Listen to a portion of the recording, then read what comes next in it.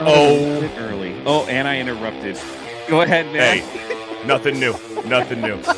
Oh my goodness.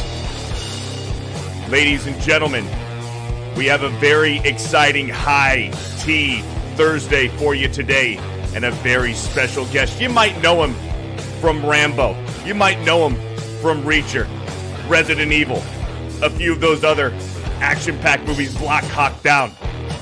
We have Matthew Marsden, one of the most high tea men on the planet. So, ladies and gentlemen, be prepared to have your pants blown off of your frickin' body, because in 10 seconds, we are going live. Let's go. How was that? That was pretty awesome.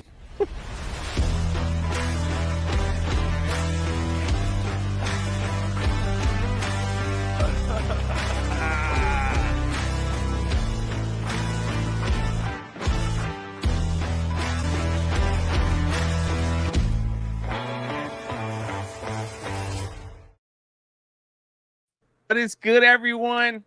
Look at that. Oh wait, what's going on here? What are we doing? You took my side. I'm on the wrong side. There we go. But everybody, welcome, please, Matthew Marsden. Do I dare call you a close friend? Yes, you can. Most Matthew, definitely, I think. I think if I have someone's phone number and I haven't sold it to the internet, I guess that's a close friend. So, well, that was probably the greatest intro ever. So I think I can just drop the mic and walk away after that one. Let's go. Fantastic. Yeah. Matt, thank you for taking time out of your busy schedule to come and hang out with a couple of knuckleheads like us. I had the amazing privilege 2 years ago, I think, already 2 years in Dallas. Me and Matthew and Ryan and Jeremy, we sat down and had a couple of drinks, and oh my goodness, the stories from Hollywood. It's pretty amazing. Pretty amazing, time, right? We had a good time. Oh man, it was awesome, and we definitely have to do it again real soon. And so since then, huge shout out to Matthew. Has been a great friend in my own life when going on some of these. I'm trying to understand these different adventures that he's already been through. People know that I'm working on an animation now, and like Matthew's just been key. Like, call him up. I'm like, I got some questions, man. I don't know this world. Like, what is going on with this world? And Matthew's pretty much like, run away from anything Hollywood. No, not that bad. Not that bad. But just a quick rundown in case for some reason you don't know who Matthew Marsden is. He played Schoolboy in Rambo. He was in Resident Evil. He was in Transformers, right? He was Black Hawk Down is probably, would you say that was one of your most famous roles, or just the one that you get recognized the most? Actually, the one I get recognized the most for is probably Anacondas, oddly enough, which is really random. But I think that, because Black Hawk Down was such a seminal movie for so many people, certainly people in the armed forces, it was all downhill from there. You do a movie, your first movie in Hollywood, and it wins 2 Oscars. You're like, where do I go from there? But that was a really important film for me. People are all saying Reacher. You played Reacher's father in season 1.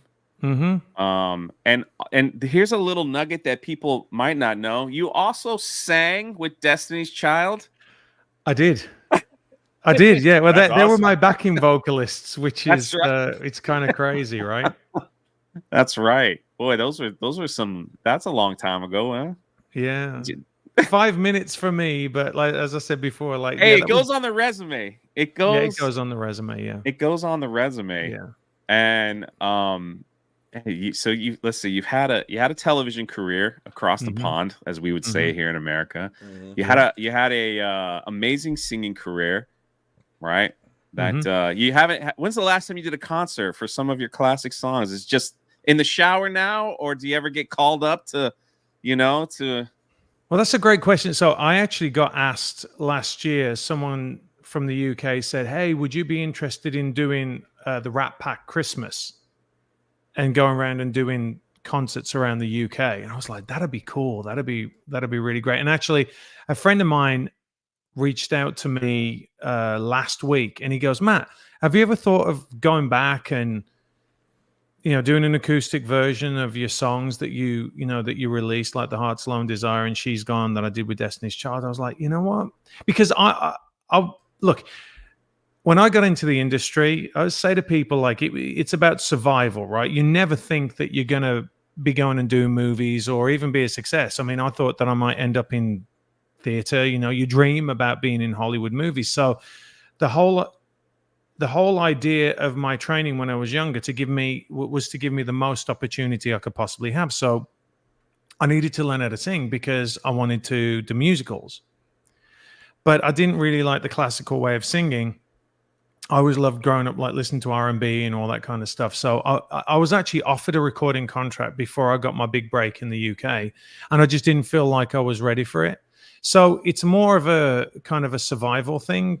You know what I mean? Like learning to have these different facets. And luckily I could do them, right? Because, sometimes, as everyone knows from watching American Idol, like people might think that they could sing, but they can't really sing. Yeah, exactly. So I actually, after I left Sony, I just cut it dead, and I haven't done any singing for 20 years. So it is. You were like, your songs, like you could, one of your songs hit #1, correct? Not in the UK. The one song that I did, I got one that was, it got number 13. 13, okay. Which was really good going. I think that one was #2 in Japan, or it's because it's released all crazy over to the say world. though. Like, I mean, are your kids impressed? Do they ever bring up old music video? Okay, my kids if they see Beyonce, they're like, she was my background vocalist in one of my. No, do you know the funny thing is like I'm not that guy, right? It's only actually, if I was to show you my room now, so I've got a friend of mine who's in the FBI, and I walked into his room once, and he's got this like giant wall of all his achievements, and initially I'm not that guy. Like that thing there, that's a national television. Let me show you. Hold on. Oh yeah, go for it. There we go. Okay. So this is a national television award, right? It's actually it actually needs to be polished because I'm not that guy. But this has been in a box for 25 years and it hasn't been out. It just hasn't been out. And if you look on there, you can't. It's up there, right? Like, sorry, I'm showing the wrong camera.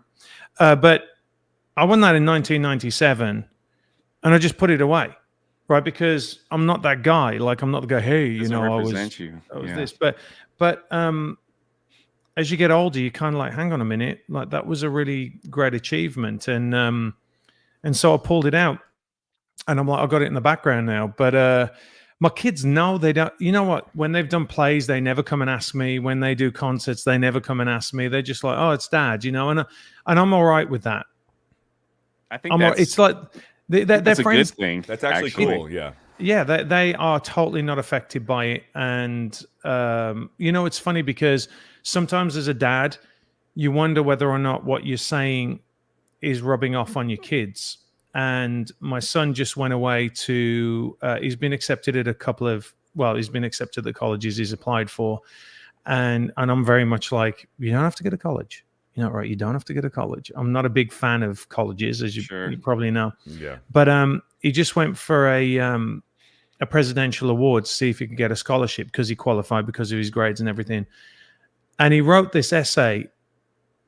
And my wife said, this sounds like you. Because he's talking about the culture war. He's saying, we've got to fight back. We've got to stand up for what is right. And that's what I want to impart to my kids. Like, I don't want them to think, their dad is, whatever, because it's not what makes you who you are, right? Your job doesn't make you who you are. So I'm kind of okay with that. Although every now and then I'm like, you're going and auditioning for the school play, which is Shakespeare. You might want to ask me about that. Yeah. But I'm cool with it. My kids aren't conceited. So in the chat, Matthew will always be known as Chris Collins. Do you remember those days? Yeah, I do. So here's the thing, Jay. Thank you for the comment. Yeah, thank you for that. When I did that show, 19 million people watched that show when it was aired every night. 19 million in a country of 55 million or 50 million, what it was back then. That is giant fame. Like but it was a different kind of fame because people feel like they know you. You know, so you'd walk down the street and people would talk to you like the character, they'd know you. And but it was I wasn't ready for it, to be honest. I wasn't ready for that level of success and fame, because there's actually just like, I'm going to go and do my job, and then you don't realize that you can't go to the store anymore.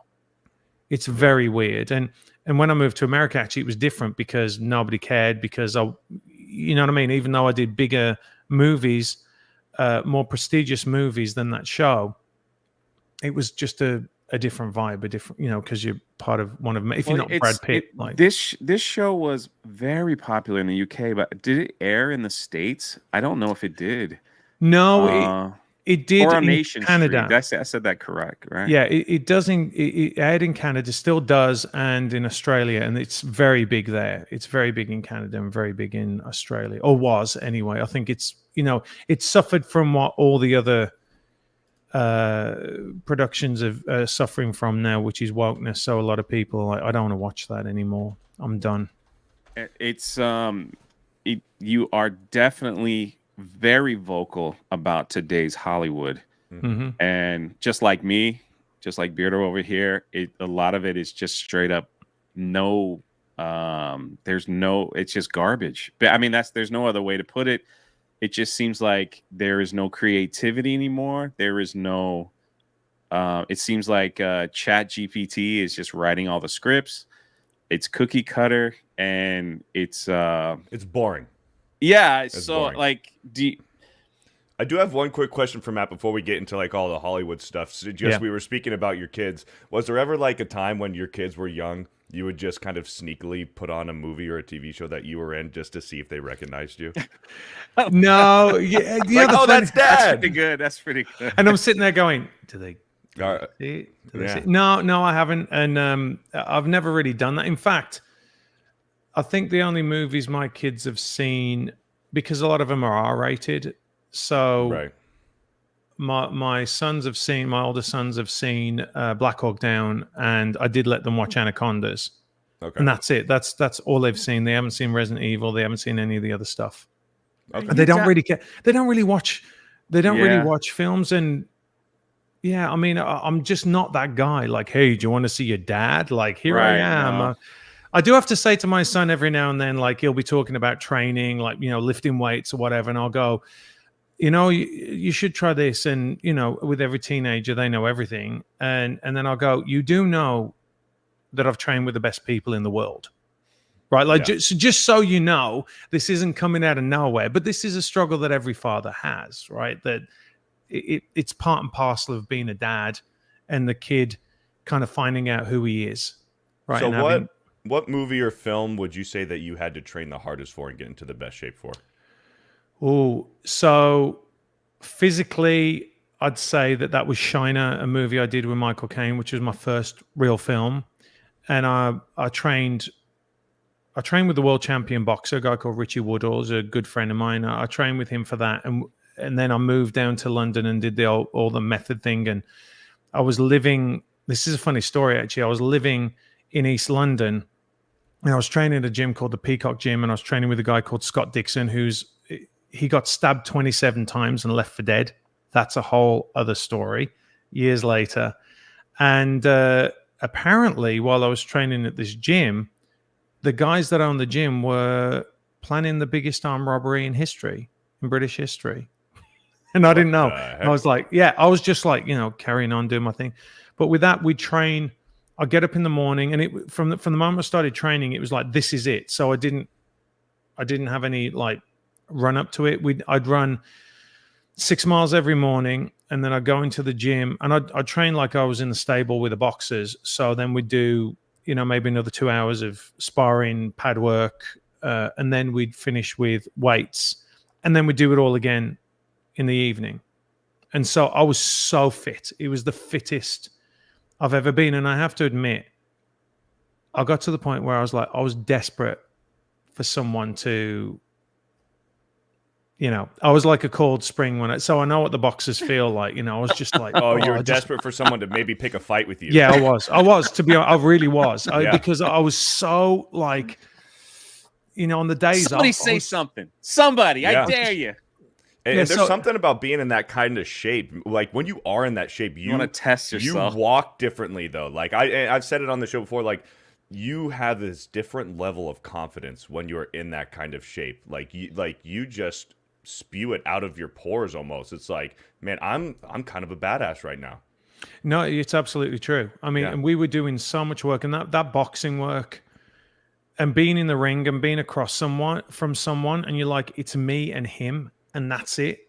It's the smallest place. It's the loneliest place in the world because you're like, I've got to hit this guy, and he's going to try and hit me. So I always have a massive amount of respect for anyone that steps in the ring. But yeah, you being at that level physically and understanding. I think this is why when the guys go through Buds and Hell Week, is that they know that they're at this level. They know how far they can go. They know how much they can push themselves. And I never thought that I could be as fit as what I was when I did that film. And everything since then, whatever level of training I've got to, a lot of the training after that has been more like tactically with firearms and how you move and all that kind of stuff, and being comfortable in that way.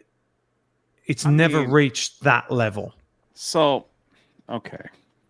What was I gotta ask the tough question here. I'm sorry. Go for it. Uh-oh. I'm sorry. Because it comes inspired by this super chat. Matthew Marsden will always be schoolboy in Rambo to me. It's the best Rambo movie, and I will die on that hill. So you want to talk about high testosterone men all packed in a single movie? You're with Sylvester Stallone. You were a sniper, right? You got to play the sniper. You blew people's heads off, right? That was your thing. And was like, as serious as that movie was, there had to be times. There's got to be a story where Sylvester Stallone did something. He had to pull a prank on somebody, right? There had to be some maybe you can't tell it. I'm not trying to pull it out of you, but there had to be some fun. It couldn't just be all like, everybody lift weights. Now we're going to go shoot the movie. You guys are in nasty hot situations all day on set. Yeah. We had things on that movie. It was amazing, right? Because I grew up. I actually tweeted about this the other day, or posted, whatever you say on X now, but about that flashback in that movie where it's like where Troutman comes on, and it's a dream sequence, where to me, when I watched that in the theaters, I was like, I'm in a Rambo movie. This is just unbelievable, because I grew up loving that character, right? It's just that moment, when he comes out the mud and he sticks pulls the guy in, all those kind of things, just like iconic. And so when I got the role, I couldn't believe it. When we go over to Thailand, and we were told that the Burmese would kill us if they could. They told us that. So we had Thai. Wait, where did you film this? Like, we filmed it. You didn't film it in Burma? We filmed it on the border with Burma. Oh my! So we were right there. Holy! So you guys had like a warning that you guys could like be attacked by natives at any moment. Yeah, they wanted to kill us. So I think it was if you get caught with a copy of Rambo in Burma, it's like 25 years in prison. Wow! And if you're caught selling it, you're in for life. Like, it was really bad. Really, really bad. And we were right there in Chiang Mai, so it's part of the Golden Triangle. So we're right on the border. So we would be with the Free Burma Rangers that would go across and go up the river into Burma. Spent time with them, spent time with the Thai Special Forces.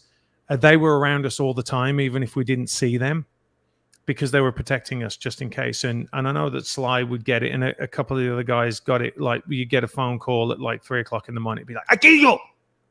We gotta come. We gotta kill you, and then it'd be like, and the phone would be down.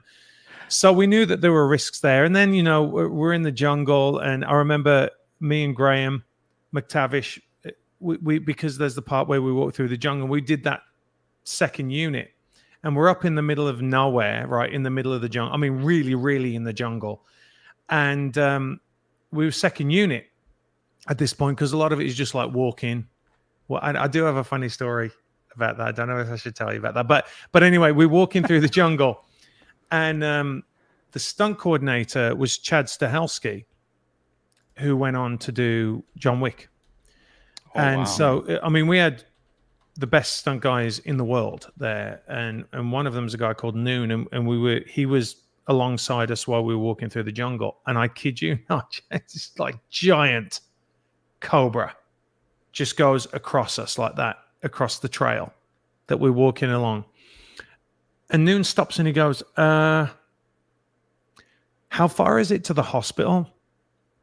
Because if we got bit, it'd be all over, right? It was, there you go, that's a great shot there, yeah.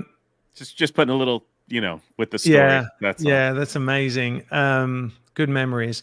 And he was like, right, that's it, done. No, we're shutting down. We're not doing this anymore. So we had to have an ambulance close because the snakes that were in the jungle could kill you within 10 minutes. And we were further than 10 minutes away from the hospital. So we had to have an ambulance right there.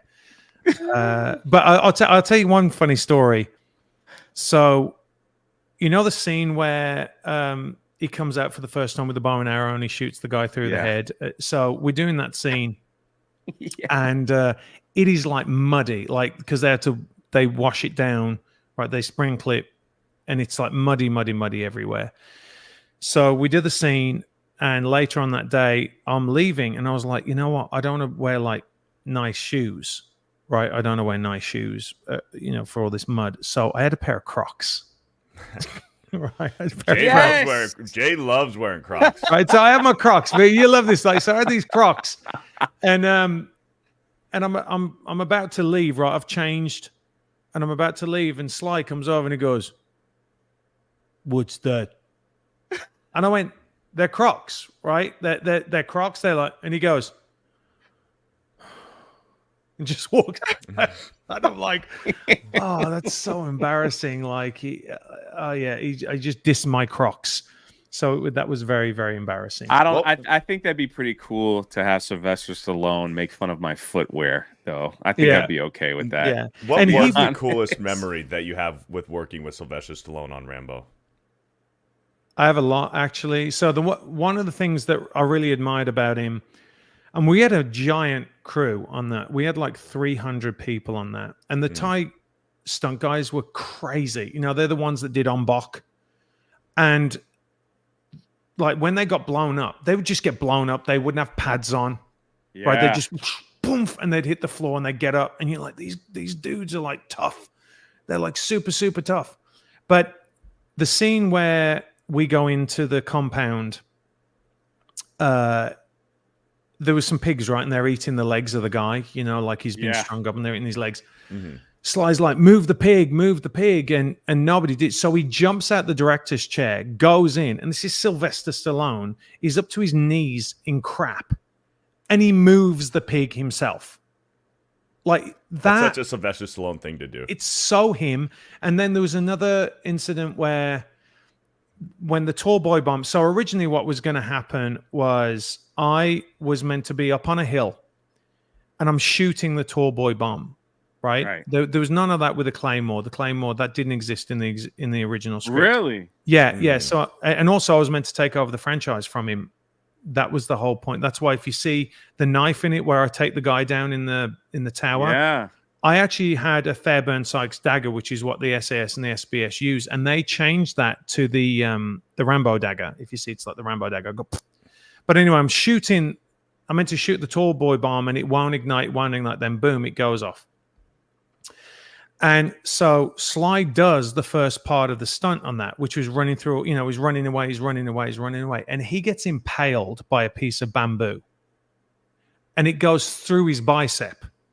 Oh my goodness. Right, it goes through. And he literally walks back, goes, "Bleh," and pulls it out and just carries on. And everyone's like, you might want to get that scene too. And he's like, I gotta get stuff done. And so I don't know if you can see it in the film at all, but he ended up having a giant black, like purple bruise where he got impaled. But I think for me, like personally, we were on the boat and he turned around to me and he goes, "Remember, this is forever." Wow. And I was like, I'd never thought that ever in my career. And I mean, the stakes are high, right? but he just says, "Remember, this is forever," and that has stuck with me on every other project I've done. Remember, this is forever, because it is. Yeah. It is. And speaking of project, and again, I appreciate your time, and I know I have super chats. I will definitely get to them. So, and if you have any questions, I'll try to get to them as well. People might not know this, but you recently tweeted this out, that you wrote, directed, and put together a film called I Am That Man. That is almost everyone that I know that has watched it just, has given it very high praise. This was a passion project of yours, I believe. Yeah. And I did not know. I purchased it on Amazon when it first came out. We talked about that before over the phone. I was like, I remember you, you were excited about this film. And then I did not know that. How is it like? It's free on YouTube right now.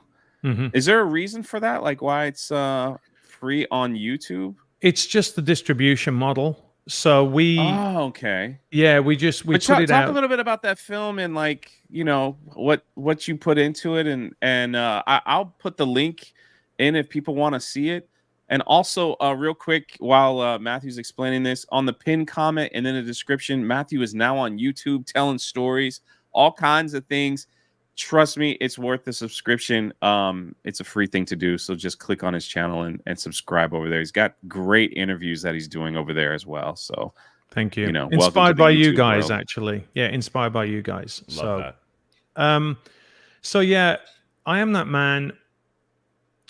After I did Black Hawk Down, which, for 20 years, if you think about the movies that came out, the war movies that came out after Black Hawk Down, a lot of them were very anti-American.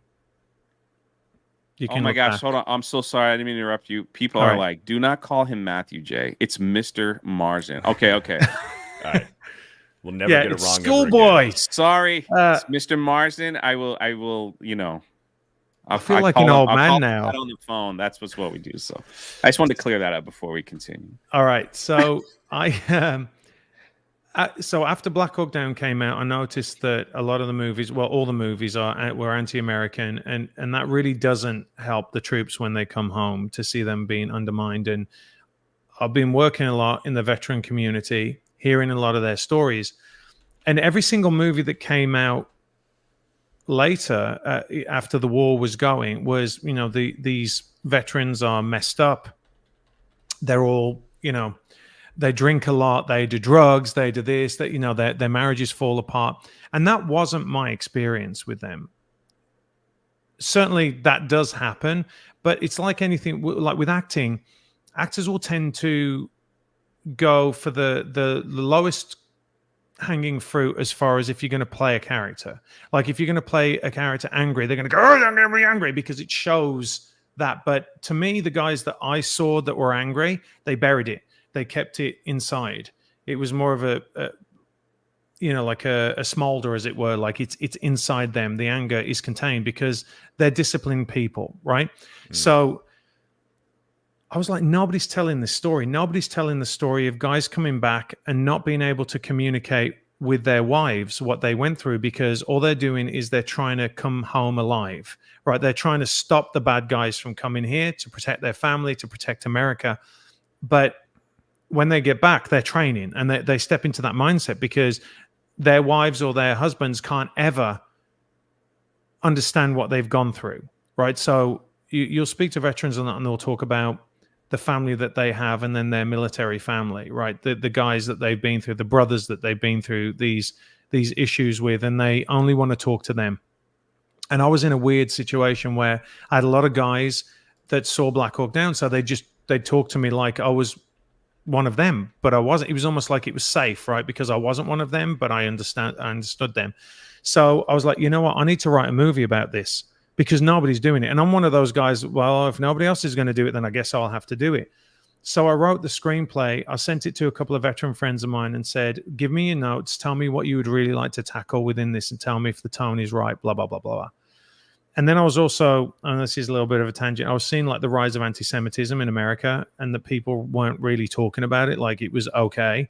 And so I was like, okay, I'm gonna put all these things together, And so I did that in the screenplay. And again, I'm not the guy that goes, I want it all on me. I want to do it. In fact, Stallone said to me once, I kind of persuaded him out of giving me more lines because I said that's not what the character would do. Where most actors are like, me, give me more lines. I want more screen time. And that's not who I am.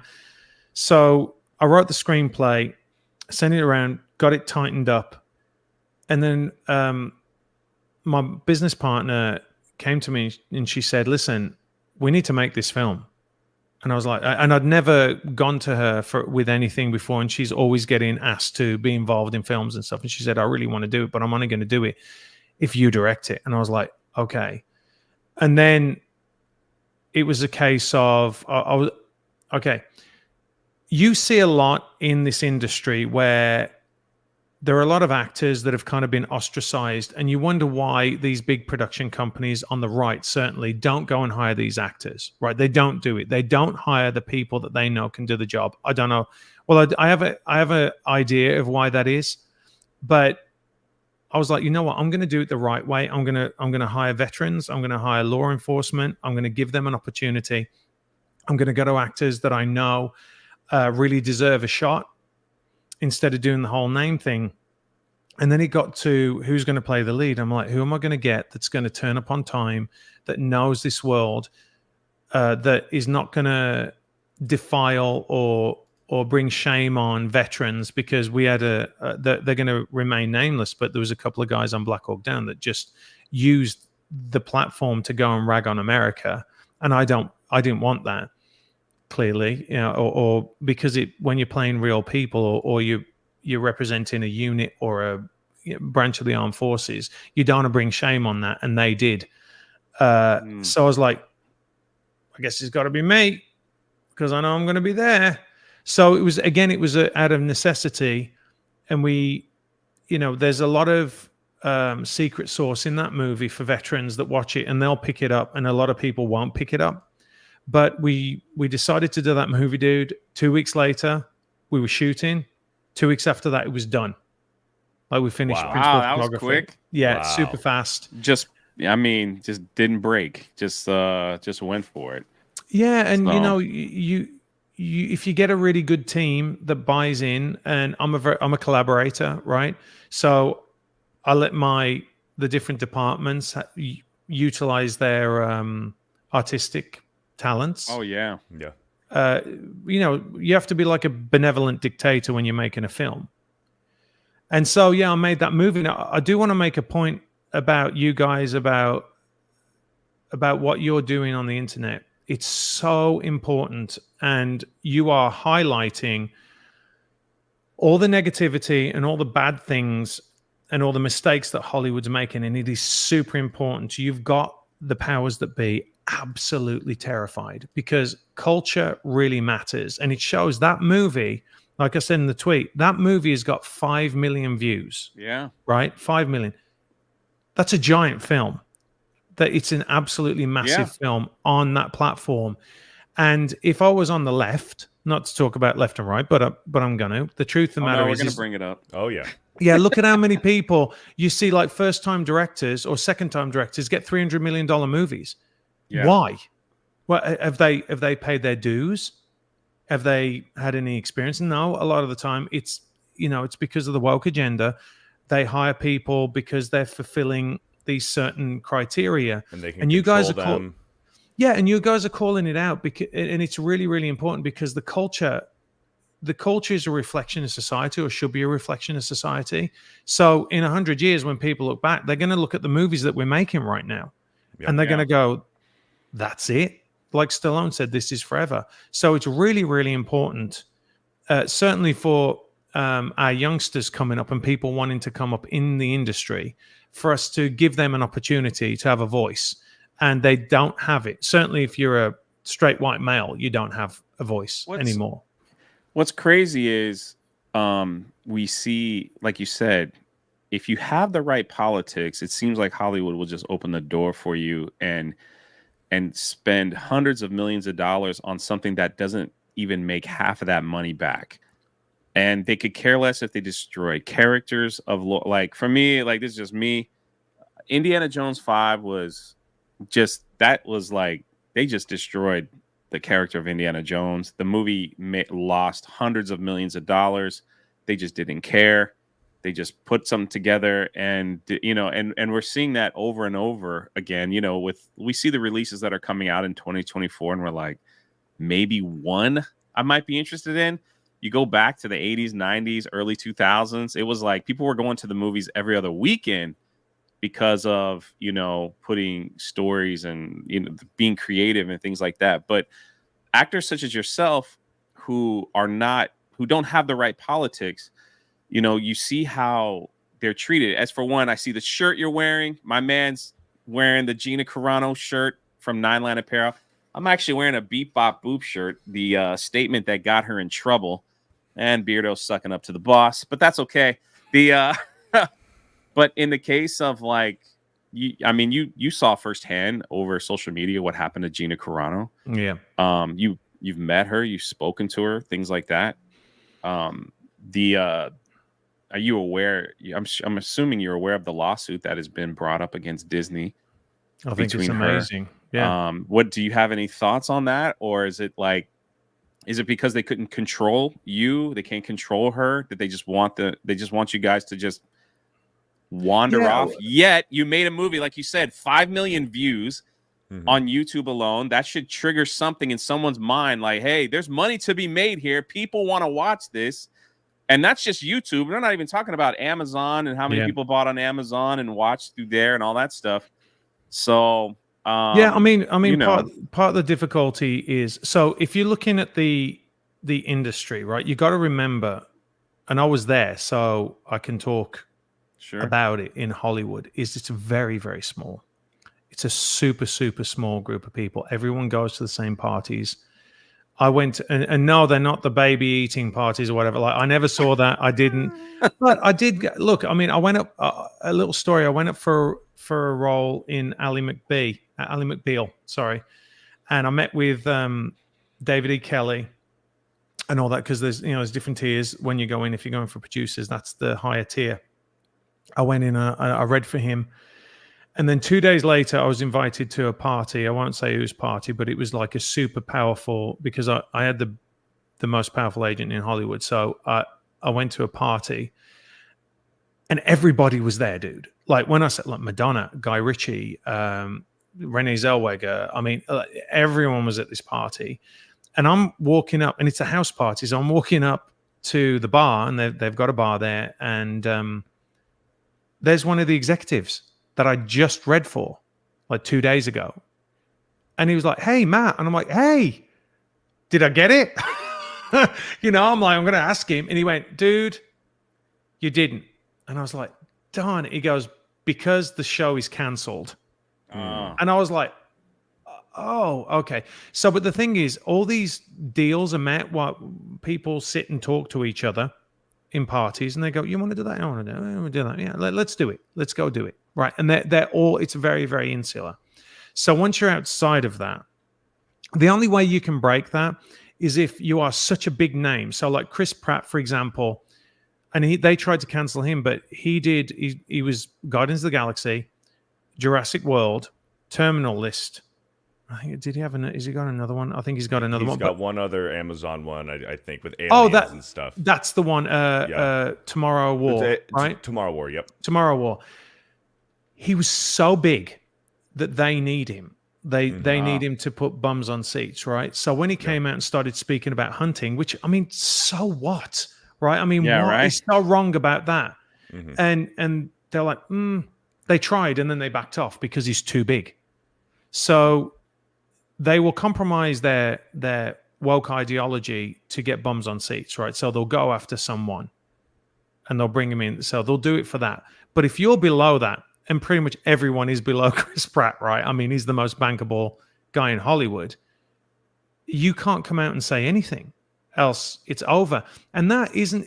Look, the Overton window shifted so far that now if you say anything that is not the woke agenda, and who knows what that is, right? Because it moves at every single second. Like, you say one thing and, they're all canceling each other. But if you say anything that's normal, like, I believe in the nuclear family, like, I came out as against Black Lives Matter because they said on their website, well, number one, it's a Marxist organization and they wanted the destruction of the family unit. So I was like, I'm against BLM. And they're like, you're a racist. Yeah. No, I'm not.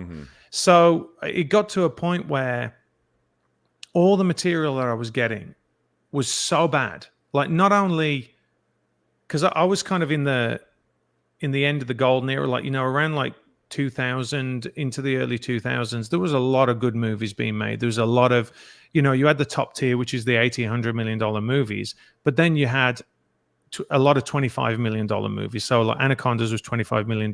And when I got offered that, I was like, I don't want to do a $25 million movie. Like, I want to do these big ones. But there was a whole slate of them, and a lot of horror, a lot of genre movies, but those have gone. So now it's your giant movies or your teeny tiny ones. And what they've moved the actual narrative in the movies. Like you'll read the scripts and you're like, I don't understand what this is about. I don't know. And this is what's great about you guys, because you really hone in on it, on the reasons why they don't work, right? And that is garlic to the studios, right? Because you're just like, hey, listen, these characters have got to overcome obstacles. What about that? What about focusing on the character arc? What about focusing on the story arc? What about giving Ray something to overcome instead of being like super powerful and a Mary Sue? Right. And you guys are like hitting them with it. And it's all true. It's all true. Do you think they watch us YouTubers or people on social media in our they have to criticism? So Mr. Marsden, you brought it up. You brought it up with the this overinflated budgets nowadays with these Hollywood movies. I have a question that maybe segue into another question, if you don't mind me asking. What the budget cost for your movie, I Am That Man, and how does that reflect the kind of explanation to some of these overinflated? We see $200 million, $250 million, $300 million movies that absolutely suck compared to your movie that's doing very well, and what the budget was for your movie, and maybe an explanation to that. All right. Well, I've never ever said this. Okay. So it's sub $300,000. Wow. Which most people think it's a $5 million movie. But, I did call in a couple of favors, so it probably would have been done realistically for under $500,000. It can be done. So the inflation in the movies, there's so many reasons for that. And, I saw... like, where does all this money go? Where, like, how are they spending? You mean the inflated budgets? This inflated budget. Where does all the money go? We're seeing these crap movies, and they're putting $200 million into these movies, and they just suck. Where does all the money go?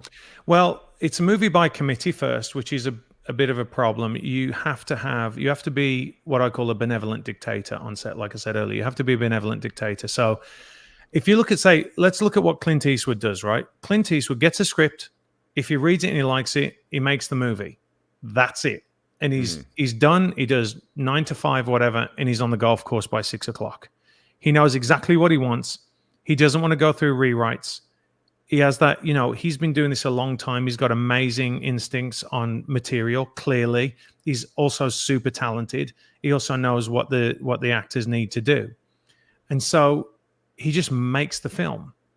And it's not, these budgets aren't giant. A lot of his movies aren't giant. So, so firstly, it starts with, like everything, the story. Who are they getting to write the story? I have seen, I can't tell you how many rewrites on screenplays they go through. So normally, if you look at a SAG, and this might not seem like anything, but if you look at a SAG, not a SAG, a WGU regular rate for a movie script is like $80,000, right? I know a screenwriter that gets paid $3 million a screenplay. All right. So let's just say you hire that person and he's a great screenwriter, or it might just because he's flavor of the month, right? He just did something and all of a sudden, because that's what Hollywood's like. Oh, we got to get the new thing, shiny object. And then they go and get him. They pay him $3 million, right? So that's $3 million. I can make 3 movies, 4 movies, 6 movies. It's all relative, right? On what you're going to, how big the film is, like the scope of it. So you're going to pay him $3 million. Then inevitably someone's going to come in and they're going to polish it. And if that's one of the big guys, they'll charge $1 million a polish. All right. Yeah. So let's say you bring a director in. Yeah, you bring a director in, and that director is going to get paid. One of the big ones is going to get paid $5-10 million to direct the movie. So he's there. He's got the script, right? And he's working with the executives and with the screenplay that he has. And he goes, I want to rewrite. So that's $1 million. That gets rewritten. Executives don't like it. There's some tension. Guy goes. He gets paid his $3 million or $5 million, however much it was that he got paid, because creative differences. They have to pay him something. So guess what? They bring another director in. $5 million. Guess what? Doesn't like the script. Rewrites. Right? So that's what happens. That's before you even like put a camera down to start shooting. Did you just hit a button? Because like all these balloons just kind of went over your screen. Oh yeah, I don't know what it is. If I did this as well, okay. this stuff, I don't know. It's magic. It's magic. Actor magic. So anyway, magic. So you do that. So let's just say that doesn't happen. Let's just say you get a great script, which I haven't seen one in a long time. Right? I haven't seen one. I mean, all the Marvel movies are just crap. The Lucasfilm movies are crap. And there's also that like that element of you said it earlier about control, right? About the amount of pressure that comes from the studio. Yes. And also the carrots, right? Because the carrot is, it's not this movie, it's what's coming after. Oh, we're going to do a 5-picture deal. It's going to be good. You don't want to be, and everyone's like so panicked in Hollywood about what people think about them. So let's just say they get a script, no matter how good the quality is. Then you bring in the director, okay. Then you bring in the actor. Now, how big is the actor? That matters, because the actor will come in and go, I don't like this line. I don't like this. So then he will have his, they'll have a writer, his own specific writer to come in to change the lines. You got to pay them. Yeah. Then it's like, well, I'm coming in on this. And this is because I saw Will do something the other day about why things are so inflated. But what he did was there was an extra element to his piece that he didn't cover. And that is the studio is so scared of failure, right? They're so scared of failure. What they'll do is they'll bring in these names and they'll justify, hey, listen, we brought in like Taika Waititi or whatever his name is, and we brought him in and we paid him $5 million. And look, he did this movie and that movie and that movie, and he made all this money. And so I did my job. Right, I got all the pieces together, and there is an argument for that. Right, there is an argument for that back in the day, where you go, I'm going to get the best screenwriter, I'm going to get the best director, I'm going to get the best actors. Boom, make beautiful things. But now what they're doing is, hey, listen, this woman did a documentary that won an Oscar, so we should bring her in, and we're fulfilling our diversity quota. Right, so all these things come in, and then there's the actual production. Right, and what I've found as well is there are certain roles within a film that certain groups don't gravitate to, right? So you don't get, for example, in my experience, a lot of black unit production managers, right? That's a problem. Now, that might be a flow problem, like we need to get more into that area. But what do they do when they've got to fulfill a quota? They're going to go and grab somebody from somewhere else. So they're going to go, you know what, you can do this, you can learn on the job. Right. So when they do that, I know I've heard it happen. I had a friend of mine tell me about this. That you have no experience, but we're going to pay you all this money just so you could be on the checkbox. Yeah. Wow. Yeah. So, it happens. And then what happens is because look, if I turn around to you, Jay, and said, listen, I'm going to give you a promotion. I'm going to give you $50,000 more. And you're going to go up the tree. What are you going to say? No, I'm going to stay where I am. Of course, you're going to take more money. Of course. Yeah. But what you're doing is you're setting that person up for failure. It's not fair. It's actually not fair on the individual. You look at the Marvels, right? Like the movie The Marvels that came out, and they had a budget, and they marketed that movie as the first black female director to direct a Marvel film. They didn't put anything in the story or anything. That movie is the biggest failure in MCU history as far as making money. So now with the title of the first black female director of a Marvel film. You've also given her the title of worst movie ever made in the MCU. Yeah, and it's not fair.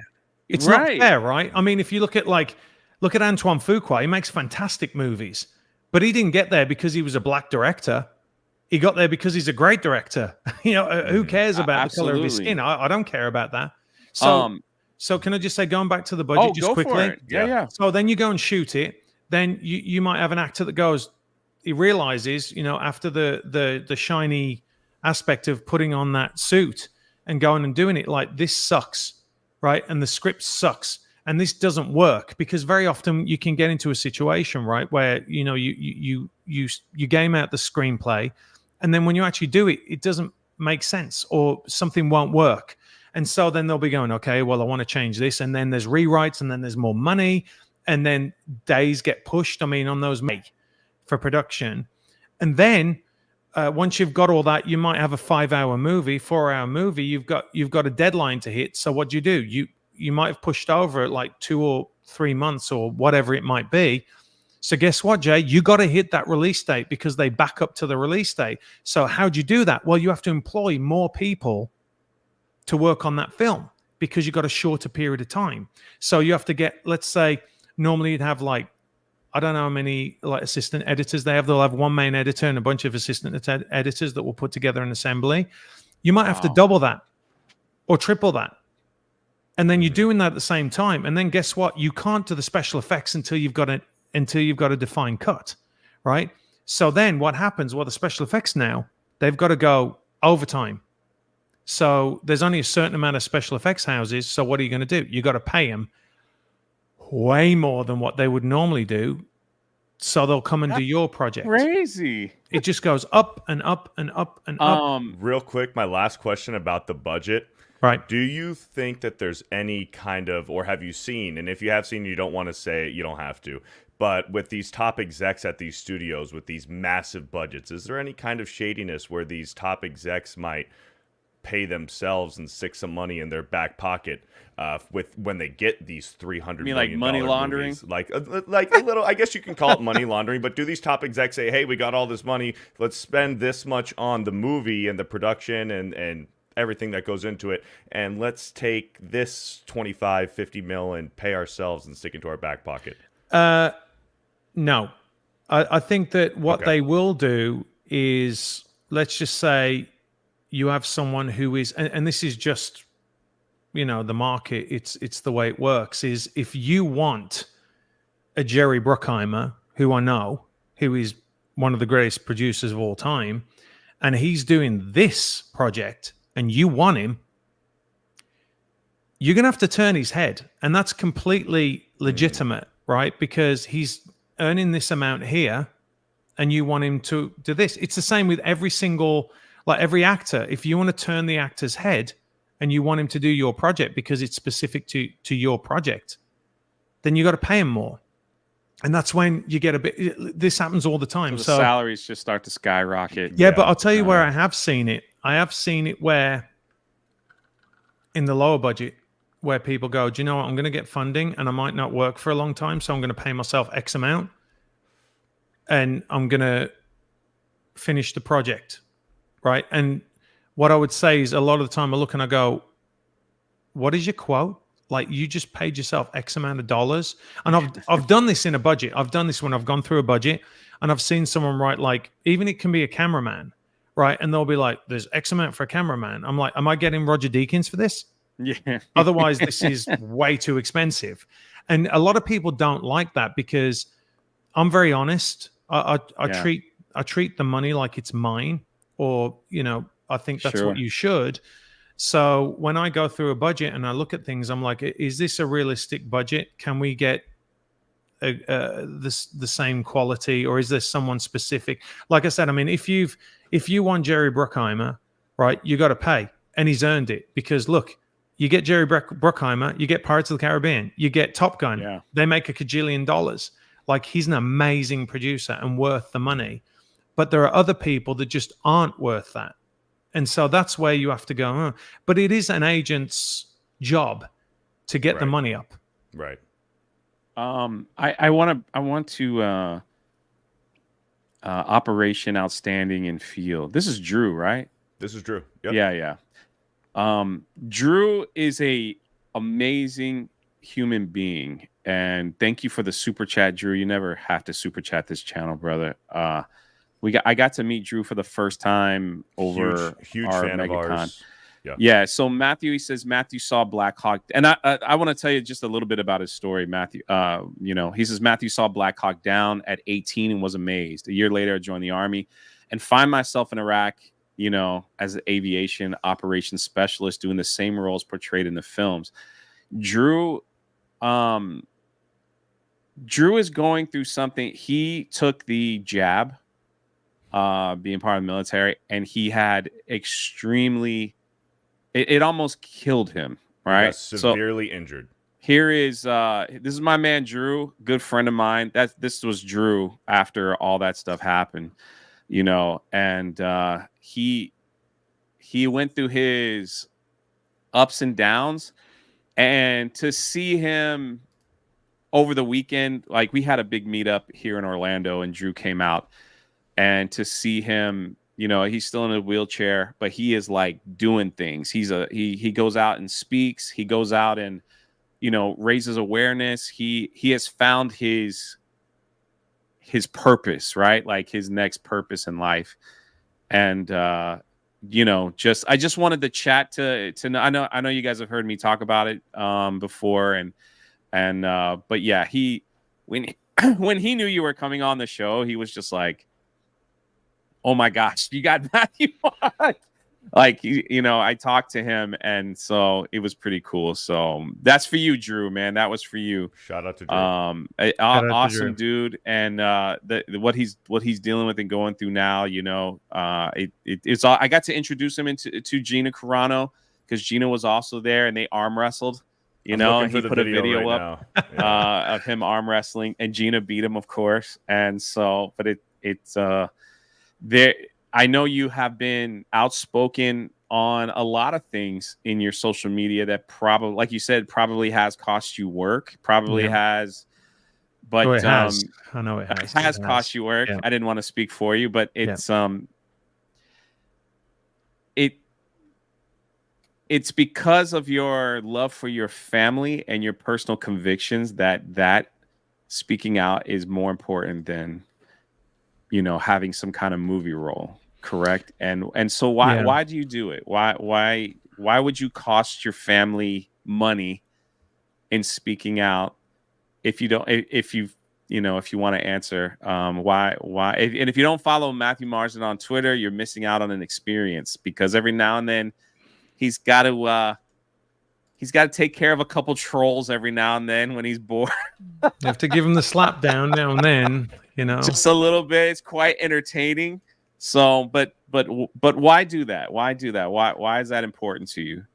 Yeah. I mean, firstly, you have to do what's right. Mm-hmm. I think that that is something that I really try and install in my kids, and I say to them all the time, it's really important to do the right thing when no one's watching. And number one, I mean, going back to the veterans, and Drew, I hope one day I can meet you. That'd be amazing. I'm heartbroken that you had effects from that thing. I think it's evil. But I realized that, I mean, look, I would never have come out and said anything. I'm not a big fan of actors that flap their gums. I really don't. I don't think for the most part they have anything good to say. And I agree with most other people that go, you're an actor, you're a meat puppet, like whatever. Like you just have the same rights and the same weight of opinion as anybody else. But the truth of the matter is, and this is one of the reasons why I started the YouTube channel, is there are people like Drew that look out and they see these roles that we've done, that I've done, and it inspired them. So for someone to watch Black Hawk Down and then go to war, that's a really heavy burden to have, right? It is. It's one I accept and I love. Like, please give it to me, right? Because I love these guys. I really do. You know that, right? Oh, yeah. That they mean the world to me, because I can go and have ice cream with my kids and not being worried about being blown up because they're over there fighting. So that, you can never do enough to reward and be grateful of the people that go and put on the uniform. I'm eternally grateful for that. So when all that, I don't know if you can talk about that much, but when COVID happened, because I don't want to get you like stopped. I know that. Well, instead we just say jab and lockdowns and okay, All right. But, so when we know exactly what you're talking about, so all right, I just want to be careful. So I appreciate it. Well, when that happened, I was kind of like, I'm an Englishman. I've had all my, and when I said, you know what, I got that virus, and I was like, I'm gonna wait. And I got attacked, just got absolutely attacked. And I was like, whoa, hang on a minute. No. You're not going to bully me into this. That's not the way this works, right? Yeah. And so I started pushing back. And then I started getting a bunch of texts and emails from people and DMs, people saying, thank you for pushing back. Thank you for pushing back. And then I realized, I looked, I'm like, there's a real lack of leadership in the world. There's a lack of people that are going to stand up for what is right. And at the end of the day, I said in a tweet, I don't know if it was this morning or yesterday, you're called to be faithful. You're not called to be successful. And what do I want? We spoke about my kids earlier on. Like, I want my kids, when I die, it's great that I'm going to have a legacy of films, right? They're going to be able to see me, my grandchildren. But what I really want them to be able to say is that my dad was a good man. He's a good man. And he stood up for what was right. And he's taught me how to stand up for what is right. Yeah. And so that was it. I was like, you know what? This is it. I'm not storming the beaches at Normandy. I watched Dunkirk last night, which is, a masterpiece. And look at what they did for us. And we're just throwing it away. We're just throwing it away. And I just couldn't live with myself if I allowed that to happen. And I had even a teeny tiny way of pushing back. Just a little. And I think starting the YouTube channel was a way of saying, and I keep saying this to people, they don't get it. It's not me whining. I'm just saying, you guys have the power, right? You have the power to change things. Like, you are the consumer. We've seen it with movies. They hate us, right? They hate the fans. They clearly hate Lord of the Rings fans. They clearly hate Star Wars fans. They hate Raiders of the Lost Ark fans. I mean, they hate all of them, and they look at you with contempt. Well, you have the power. They can't keep doing this. And now, like, the Bud Light thing was the first thing that people go, hang on a minute. That will never come back. It's never coming back. Disney is going to go bankrupt. It's going to go bankrupt. And Elon Musk will buy it. Watch. Because there's so much coming down the pipe that is uber woke. They haven't learned their lesson. No. The animations are 5 years out, right? Yeah. It's bad. So to me, I'm like, how can I look at someone like Drew in the face who went up, he picked up a gun, or he went over and flew helicopters, whatever it is, put on the uniform, and I'm going to sit there and I'm going to go, well, because I lost a job. Yeah. It's just pathetic. Yes, it's pathetic. I just couldn't be that guy. That is well said. Very well said. We're coming close to the hour mark. I think we are definitely seeing the rise of the independent creator in books, movies, animation, and a few other things. Believe it or not, if you got 5 million views on YouTube and it's monetized, if you average that out, that you would probably make about $100,000 to $175,000 on ad revenue.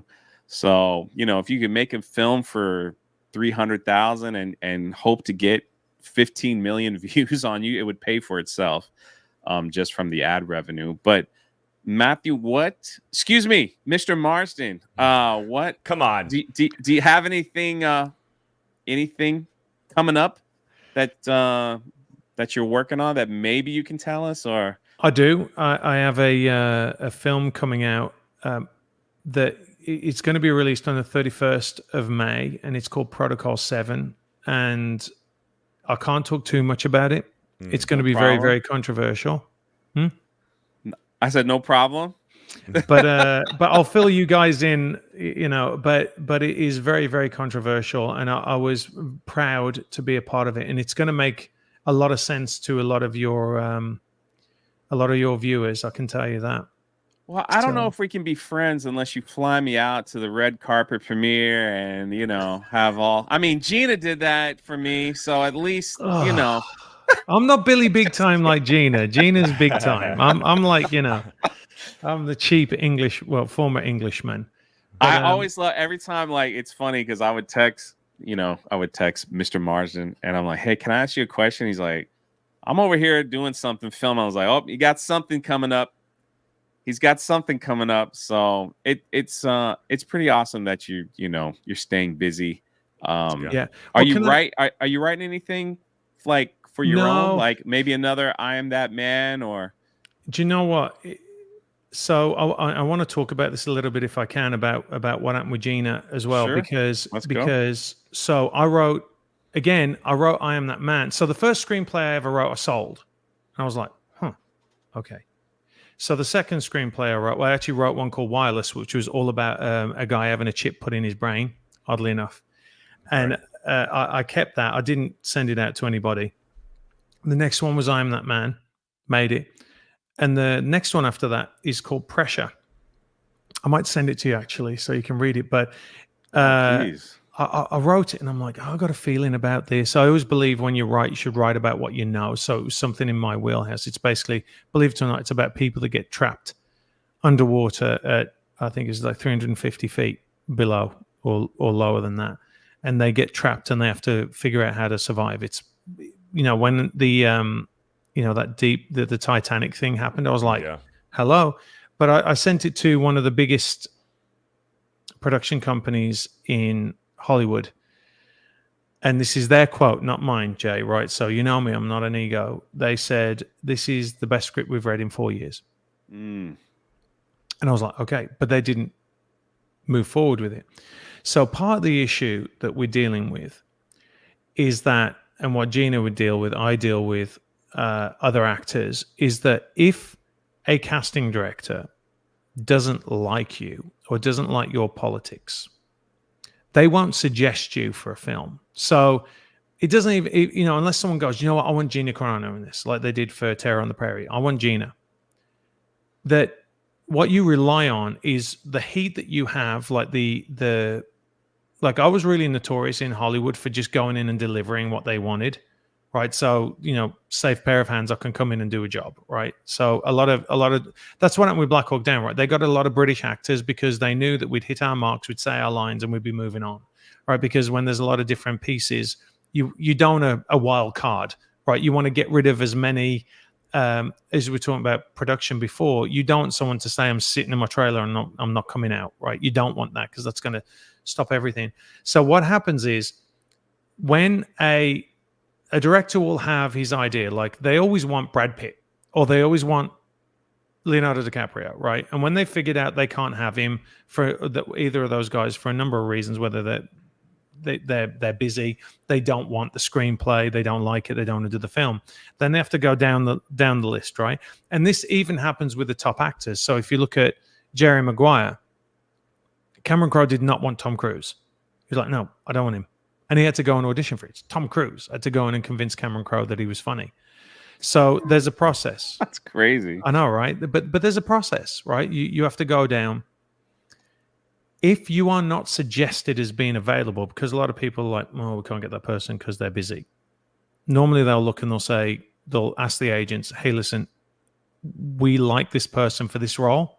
Are they available? And they'll say yes or no. Then that will be put in front of the director and the producers. If the casting director doesn't like you, they're not going to put you forward. Right? So there might be 5 or 6 people in that pool, and they'll put 4 forward, and you're not on it. And as far as the directors or the producers are concerned, they don't know. Why would they know? They just know, okay, well, these are the people available to me at this time, unless they specifically want someone. And normally if they specifically want someone, it's because they saw him in something last week, right? And they're like, okay, that's the person. They're constantly in their mind. So that's why it's so insidious with cancel culture, okay? Because they'll make sure that you are not put forward. So what happens if you're not put forward? You don't get the role because you know what is it? You miss 100% of the shots you don't take. Yeah. So then you don't get cast. Okay. So then the production comes out, and in the production cycle, right? Until you try and make a breakthrough, which is why it's so important that we have an alternate to Hollywood. We have our own ecosystem where we can make our own stuff, and we just treat people fairly. Listen, I just want the best person for the job. I don't care about their politics. I don't. None of us ever did. That's the how problem. It should be. None of us ever did. It was just like, this is the best actor for this job. Like, it seems like Hollywood has forgotten Wesley Snipes playing Blade. Right. I freaking love Wesley Snipes as Blade. I didn't care. Like, no one cared that he was black. He was the best person for the job. He looked like the character. He was freaking awesome. And then it's like, well, let's push skin color and non-binary over everybody. And we're like, what? Man, just make a good movie. We want to sit there and watch a film that we like and just be like, this is what it's all about. It's insane to me because it seems like Pedro Pascal must be going to every party because he's being hired for everything. I don't get everything, man. Like, as I said before, anyone can play the Mandalorian. Yeah. And I don't even think. Look, I think he's okay. I mean, if you watch him in the Wonder Woman debacle, I thought that was horrible. I thought he was horrible in it. Mm-hmm. So I don't understand the attraction. But again, it's that like the flavor of the moment. But here's the thing that I think is funny. All three of us on here are like, we don't care about color, right? I don't care. Like, I loved Apollo Creed. Who didn't love Apollo Creed? Oh, absolutely. my God. Yeah. Like, even though he was, and again, he was the arrogant, right? And you loved Rocky, but you're like, it's Apollo Creed. Mr. T, who doesn't love Clubber Lang? You're like, oh, what a badass. I mean, it's still play Eye of the Tiger. I think what it says to me is, what are they thinking? Right. Why do they feel like they have to do it? That's what's in my brain, because I'm always like, look, I've said it on here a number of times. I don't care about the color of your skin. It doesn't bother me whatsoever. Are you good enough? If you're not, I don't care. All that matters to me is your competency. So why do they feel like they have to pander so much so that it's like an overcorrection? It's almost like we've gone back in time, where it's like, there's no black actors, there's no gay actors, there's no this actor, so we need to put them forward and present it. It's like, they've been around forever. They're winning Oscars. One of them was a president of the United States. It's like, what? I don't get it. It's so great you brought up Apollo Creed, because it goes back to what you're saying about character development and overcoming obstacles and writing and stuff. Like in the first two Rockies, Apollo was the villain. He was the arrogant, rich villain. He was the top of the world. He was the wolf at the top of the mountain. Rocky's this underdog, and then here comes Rocky 3. And now the character development of Apollo Creed from 1, 2 to 3, and then all of a sudden in Rocky 3 he goes, hey, to Rocky, you took my throne, and I was rooting for you, and now let's take out this guy Clubber Lang, and let's get back your Eye of the Tiger. And then they became best friends. And then you see in Rocky 4, they're fleshed out, full-blown best friends. And now you like Apollo Creed, and that's what makes his death in Rocky 4 hit so much harder, because, like, if he were to have died in, like, Rocky 2 or whatever, or if he was never in another Rocky film ever again, you just think of Apollo Creed as just, like, this villain. He was Rocky's villain. But that character development of Apollo Creed throughout the first 4 movies, going from villain to now this guy that we love, and that's from that writing, from that character development for him. So that was great that you brought up Apollo Creed. Let me pause, and I just have one last question for you, Matthew, if you have the time. I do. In the pinned comment of the chat is Matthew Marsden's YouTube channel. Please do us a solid. Go over there. Trust me, you will not be disappointed. Hit the subscribe button. He's got great interviews that happen over there. It's in the pinned comments, also in the description. And listen to him talk about Hollywood. We did have a question over on Rumble from some Norwegian guy who donated $2 for this question. He says, Matthew, why does British European movie studios seem less focused on making mass appeal blockbusters compared to the US? Why the different approach to movie making?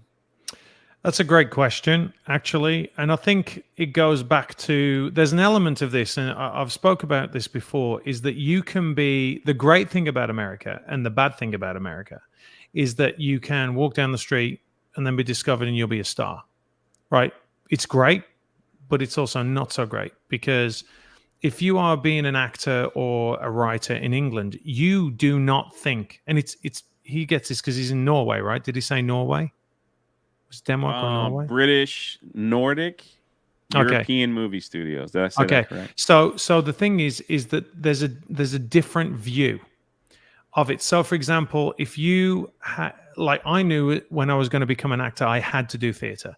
So I had to do theater, and then I did it, and I was like, I don't really want to keep reprising roles that other people have done, right? So when I did Shakespeare, and you look out and people are mouthing the words, right, when you're on the stage, and you think Peter O'Toole's done this role, or Kenneth Branagh's done this role, or you can just keep going through all the greats that did that. And I'm like, I don't really want to do that. I want to create new characters. So I went into television, and that's the elevation, right? You go theater, television, British movies, Hollywood movies. But the television and the movies they do in the UK, there's a very limited budget for that. There's a very limited budget pool. So it's not like you have Universal Studios over in England. You've got Pinewood, you got a few production companies. For years it was Merchant Ivory was the big one. They did all, I think they did The English Patient, a bunch of others. And then the guys that did all the Hugh Grant movies, Richard Curtis, all those guys. So they were the two main ones, and their writing is completely dialed in, right? So the writing is excellent because they know they have one shot, right? They have one shot at it. In America, you can go to Universal, you can go to Sony, you can go to Searchlight, you can go to Fox, there's all these different elements and different companies, because I can't remember how many movies they make a year, but there's a lot more movies being made in a year. So if you, in the UK, if you really want to get something done, it has to be amazing. Like, it has to be really, really, really good. So there's a filter system on that, and that works as you're going up the ladder, right? In the same way, for me as an actor, it works as a writer, right? You go up the levels, and it's kind of a filter system. So when America gets the British stuff, for the most part, everyone's like, that's amazing. You get The Crown, and the production is incredible. Yeah. And you're like, yeah, well, because it had to be, because you don't get to throw like the way it used to be, Jay, in pilot season, you go out and there'd be like 150, 200, maybe more pilots being made in January of every year. And they'd spend millions on them. So it's just a massive expenditure, and they just go throw them all at the wall. Okay, I'm gonna get 10, and then they go into production, right? Then they'll go and they'll start getting picked up, which is what the upfronts are for. They'll go to the upfronts, they'll announce them, and it's all. So the American way is kind of like, we'll try a bunch of them and pick the best. Where the British way is like, we only have one shot, right? It's like the Eddie Izzard sketch where he says about, I want to be an astronaut. Well, we're British, so lower your standards a little bit. So you really have to be dialed in as an actor, as a writer, as a production house, because the money's just not there in the same way. What do you think is going to happen with American studios? Do you think that they're eventually just gonna realize that there's no money being made anymore and just slowly change?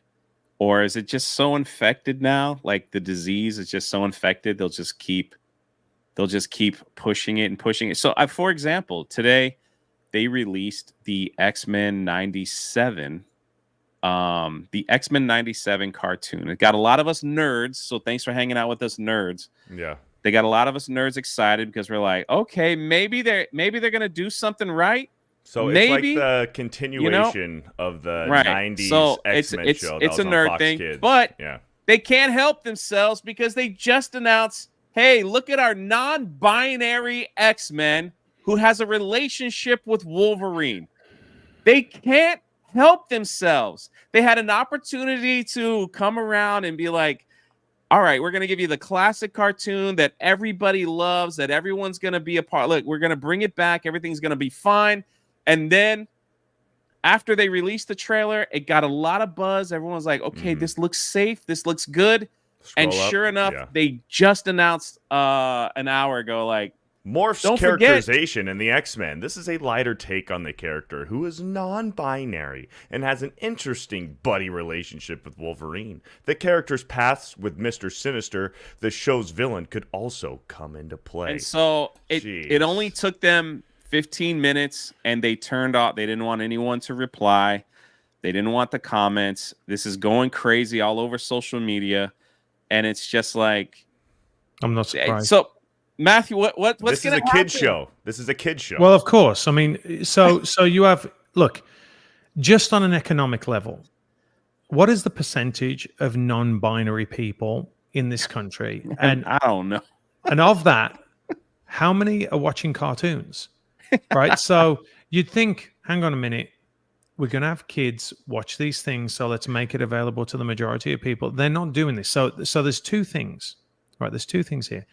Either this is agenda driven, like it's very evil, right? And they're targeting kids. They're trying to confuse kids, which is what it is, right? They're trying to confuse kids. Whether or not it's agenda driven or not, they are confusing kids.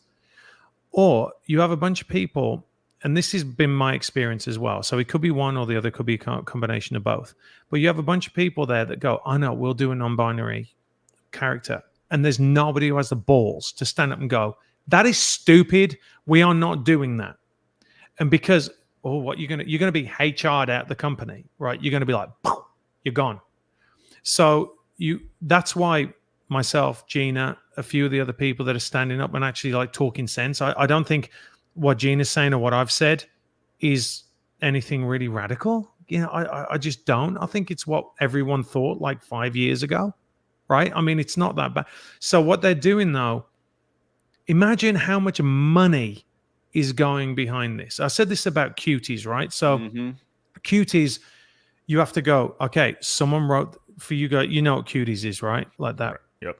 Okay. Yeah. So they're underage, disgusting film that they put out on. Yeah. That's the one we're talking about, right? Yes. Yeah. Filth. So what you got to remember is this, same thing with the X-Men, right? So let's take the X-Men instead of cuties, right? So you got this established franchise. Normally, you'd say, we've got to stay true to the character, right? Got to stay true to the character. This is what the great movies have been built on, is staying true to the character. This is who he is. And you know, as an actor, you walk in there and you go, okay, like if you ask any of the guys that played Superman or like, you know, this is what Henry's come up against, right? Like playing The Witcher, and he really cares because he understands the market. He respects the people that love that character and he sticks to it. What they're doing is they're going, and I want to tell you a story about this. Remind me about Lion, the Witch, and the Wardrobe. That they look and they'll go, okay, there's the established character. I know best. I know better. I'm better than this. I know better than this character. I can make this character better. And this is how I'm going to do it. Right. So you remember that's got to be either it's a producer telling the writer, listen, we're going to change this character, because it has, as you mentioned before, it has all these implications along the timeline in the lore of whatever it might be, whether it's Star Wars. So you're going to change the character. So either that comes from the top down, or it comes from a writer saying, I think this is a good idea. Now, do you have a producer that goes, that's ridiculous, I'm not doing it, stick to the character? Or do you go, he's going to HR me if I say no? Or is it like, right, we're going to push the agenda? This is crazy. Right? So this is the mindset. So then it goes to the producers. Then it goes to the studio. Right? So the studio has to greenlight it. There's all these steps. So it's not just like one person goes, I know, I'm going to make this character non-binary. It's going to have like massive effects all the way through the genre. Right? Like Star Wars is the best example of this. I mean, they have just totally destroyed Star Wars. They've just completely destroyed Star Wars. Should be printing money like it's nobody's business with one IP. And it's like nobody watches anymore. Like nobody cares. And all these great writers, you got to remember this as well. Like I said about the actors, if we go, hey, listen, I'm not down with that, you're gone. Right? Because everyone's scared. They're all scared of being cancelled. And this is a massive, going back to what you were saying about the studios, this is a massive opportunity because clearly, what did I say just? I'm like, they're not going to learn their lesson. They're going to keep doing it. Their lesson. They just lost how many? What did Marvel's make? $300 million. It should have been $1 billion. And they've just lost that. Yeah. You'd think they go, you know what, guys? Regroup, right? Like, look what they did with Coke. Would somebody be getting fired, though? Like, not to cut you. Let's just take, like you said, Star Wars. Let's take Lucasfilm in 2023, okay? They put out a show on Disney Plus called Willow. It was so bad, they removed it off the streaming service, all right? They spent $1 billion on a Star Wars hotel. They had to close it in a year because nobody wanted to go to it. They spent Indiana Jones 5 was one of the most expensive movies ever made. It lost hundreds of millions of dollars, right? The Mandalorian season 3 came out, and in the middle of it, they lost millions of subscribers in the middle of the season. When does somebody get fired?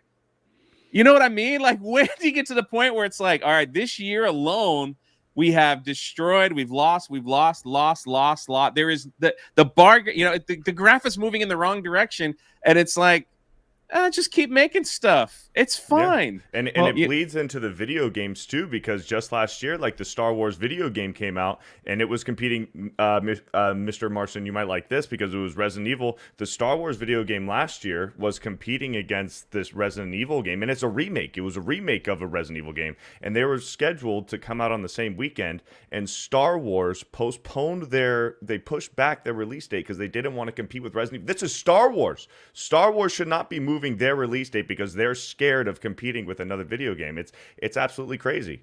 Yeah. So I had an incident years ago, and I'm not going to say who the actor is, but I had a script that I had written, and it is one of the greatest scripts I've ever read. It's really brilliant. And so I wanted to go for this one particular actor, and I'd known him. He's a British actor, and I'd known of him for years, a very, very fine actor. And I thought he was really right for this role. And you got to remember, when you're in that sphere, right? Like when I'd just come off Black Hawk Down, I was like, you don't know where your career is going to go. You could be the next big thing. Like, and certainly most people were, look at the cast on that, right? Like the cast on Black Hawk Down was ridiculous. So we could have all gone, we were all chosen because we were the ones that people thought were going to pop, right? We were going to go whichever way we were going to go. And so I went to, I've got to be careful about this, but I went to an agent and I was like, listen, I really want this person for this job. And he went, he's not going to do it. And I went, do you want to give him the script and see? Because I know I just want to read the scripts, right? I'll read the script and then I'll make a determination on whether or not I was going to do it. But he said, no. He only works with the top 5 directors. And I went, well, he just did this movie and it was a flop. He went, yeah. But that was because of blah, blah, blah. Mentioned an Oscar-winning actor. And I was like, okay. What about that movie? And he went, yeah, well, that was a flop because of blah, blah, blah. Oscar-winning director. And I sat down, I'm like, you are trying to excuse him from any kind of responsibility, right?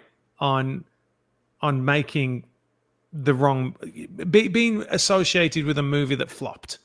Right, so passing the blame, the original sin. That's exactly right. He was like, because also then what would happen was, imagine if he had to say, well, yeah, we made a bad decision. Who pushed him to make that film?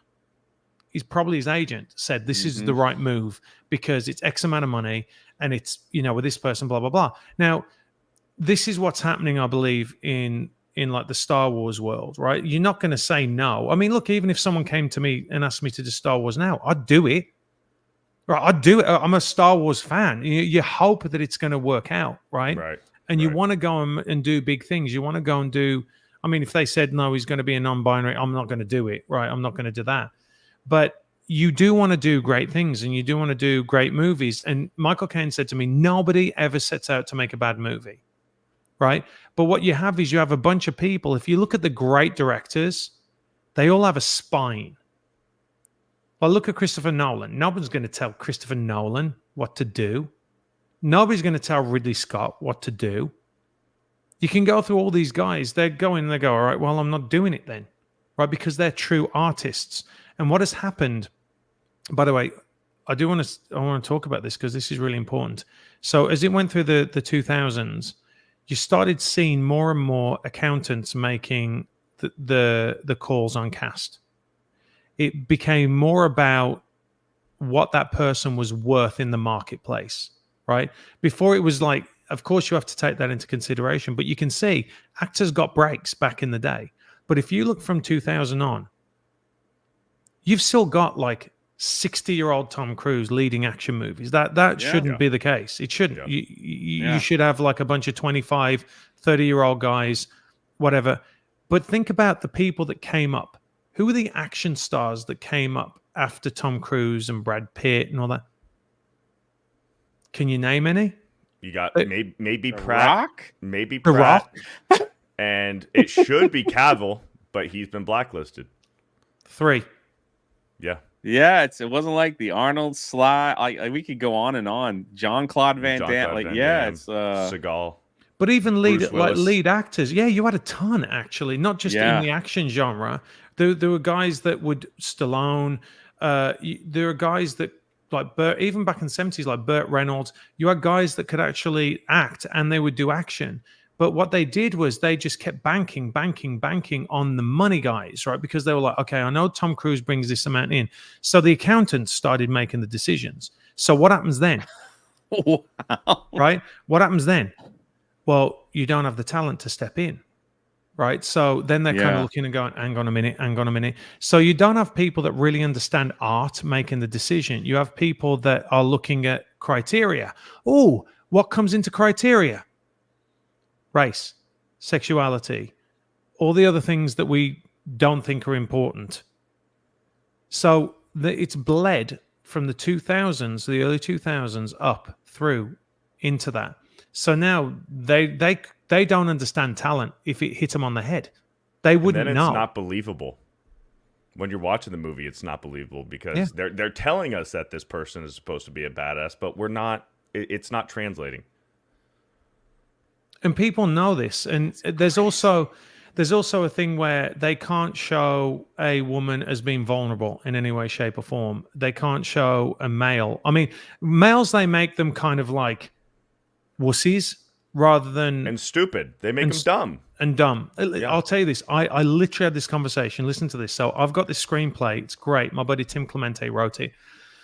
It's basically Cheaper by the Dozen meets Home Alone. It's fantastic. It's based on a true events.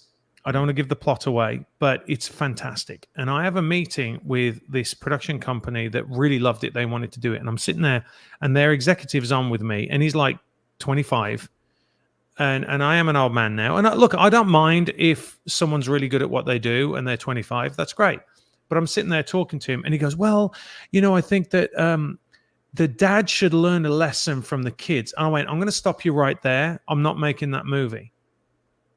Mm-hmm. He was like, well, what? I said, you do know that this is one of the biggest problems in society right now. Yeah. Is that kids think they know everything and that the dads are stupid. Yeah. I'm not making that film. So, and you don't know your audience. So we either make it or we don't make it, but I'm not making that movie. Anyway, so you did tell us to remind you of Lion, Witch, and the Wardrobe real quick. Okay. Lion, Witch, and the Wardrobe. Did you know? So I know C.S. Lewis's son. So a very interesting story. I went over to try and get the screw tape letters from him because I would love to make that into a film. Oh man, what? Yeah, I'm surprised no one has done that yet. If you've never read the screw tape letters, is it relevant today? Well, that's the point, right? It's a demon talking to the devil on how they're going to manipulate people in this world. It's wild, man. Dude, look, you just gave me goosebumps. It's true. It's like that's the screw tape letters. It's like if you've never read them, I recommend it because it's literally like the devil's like, we're gonna do this. This is how you get people. This is how you change their mind. This is how you control everyone. Mm-hmm. Someone said spoilers, Jay. That book has been around for it's amazing. Longer than me. So I'm in this room with Doug Gresham. And he's got like a lot of memorabilia around. He's got like Reaper Cheap and all this. And I'm like, Doug, I really want to do the screw tape letters. I was wondering if, I can get hold of them, like get the rights, and then I'll go and raise the money. And he goes, oh, well, and I'm this is no joke, right? I'm taking a sip of water, right? And he goes, yeah, well, it's kind of tied up. They're at Fox, and it's tied up. And he goes, but you can have the Chronicles of Narnia if you want. I'm like literally did a spit take. I literally did a spit. I'm like, what? He goes, yeah, well, we're looking at, getting the next 4 movies made and blah, blah, blah. And I sat there and I'm like, the Chronicles of Narnia. I mean, that's like someone giving you the Lord of the Rings, right? Absolutely. I mean, I was like, and then he goes on to tell me how one of the early drafts that he got, I don't know when in the chronology or who had it at the time, or because it's been years, right? Like it's been years. I think it was probably before Walden, probably was. But he said, yeah, we got a version of it where they updated it to be in modern day LA. And I went, really?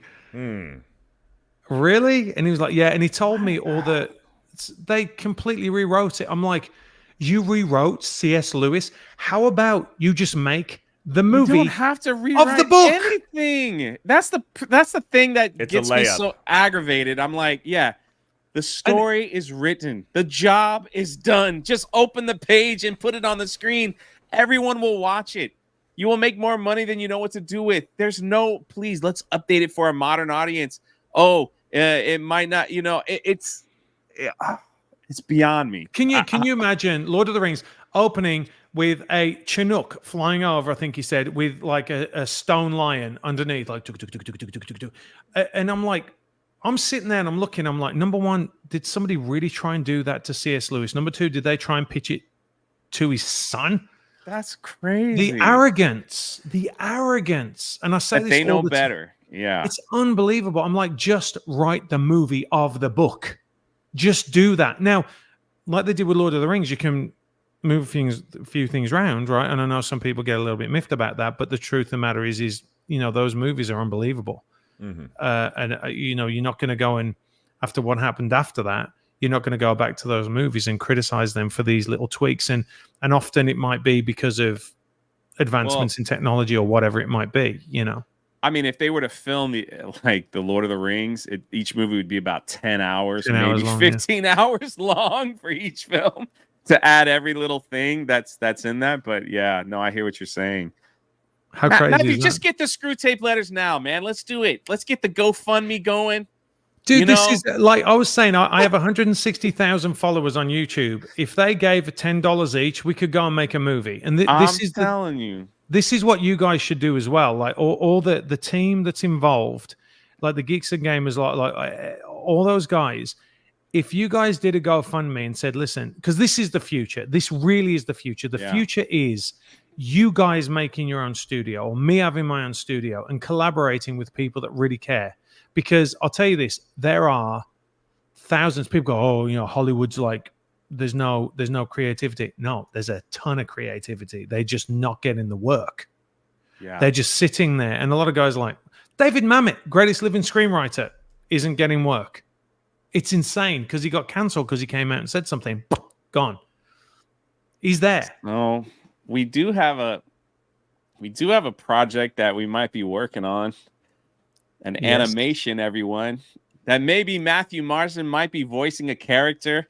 We'll see if the contract meets his, I'm just saying, I don't know, like the title of that book, but, we're working on something right now. Just thought I'd throw that out there. Hey, listen, if I don't have my red M&Ms, I'm not doing it. I'm just telling you. Like, I need that writer sheet. I don't know what's on your writer sheet. Is it like you got to have your comb right here? You got to have your. Oh, I have a lot of demands. I'm very high maintenance. Only red M&Ms in the bowl. Only red. By the way, do you know why that story came about? Are you guys? No. You know why that happened? No. Do you know this?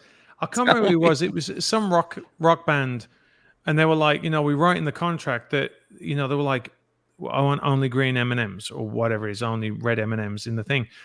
And the reason why they did it was because they wanted to make sure that the location they went to paid attention to what they wanted in the contract, like the lighting, the sound, and all these other things. So they wanted to make sure that they were being granular. So when they walked in and they looked and there weren't any red M&Ms in there, they're like, okay, they didn't really look at the contract. They didn't look at what we wanted. So we've got to really pay attention to our setup, whether it be like, the Marshall amp or whatever it may be. Trivia. There you go. How'd you like that? That's crazy. Did you before, when you got onto the set, did they have you write out a writer of what you needed in your trailer? Sometimes they do. Sometimes. Yeah. I mean, you can say, I want this and that. I don't. That Tug Speedman. Yeah. Where he's he wants a DVR. By the way, that movie has a lot of in-jokes for Rambo. Even if you don't know that, there's tons of in-jokes for us that know a lot behind the scenes on the Rambo movies. There's a lot of in-jokes. Because we always laughed at you guys when one of those writers would slip out. And it's some of these actors had a picture of how it had to be in front of the mirror. A certain type of mint, a certain type of brush, a certain type of and if it wasn't set exactly like it is in the shot, it's they would walk off the set and, because we would look at, we would talk about, we talk about you guys and be like, oh man, if he got one blue M&M in that mix, he's storming off the set. He, people are going to have to go. I'm assuming there are people like that in Hollywood. Yeah, there are. So I had it once. I was on it. I won't say who it is. I'll tell you off camera, but I was on set once and I was the lead in the film and I got my trailer. And I was in every scene, right? So when you're in every scene, you're never back at your trailer. You're never there. Trailers are only for when you're, waiting around a long time. If there's a big setup, like maybe a stunt, like when we did Black Hawk Down, it'd take 2 hours to do the setup for the bullet hits because they go and do practical bullet hits. So it'd be pop, pop, pop, pop.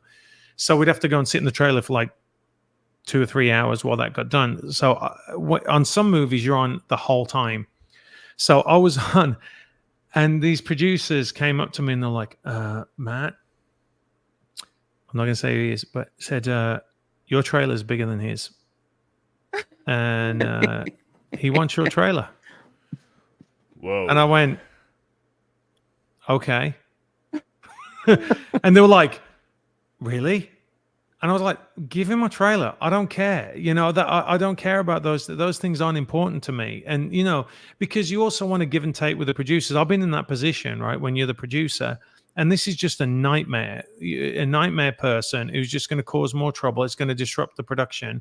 So I could have been an asshole and go, no, but I'm sitting there. You really went out with a frigging tape and measured my trailer.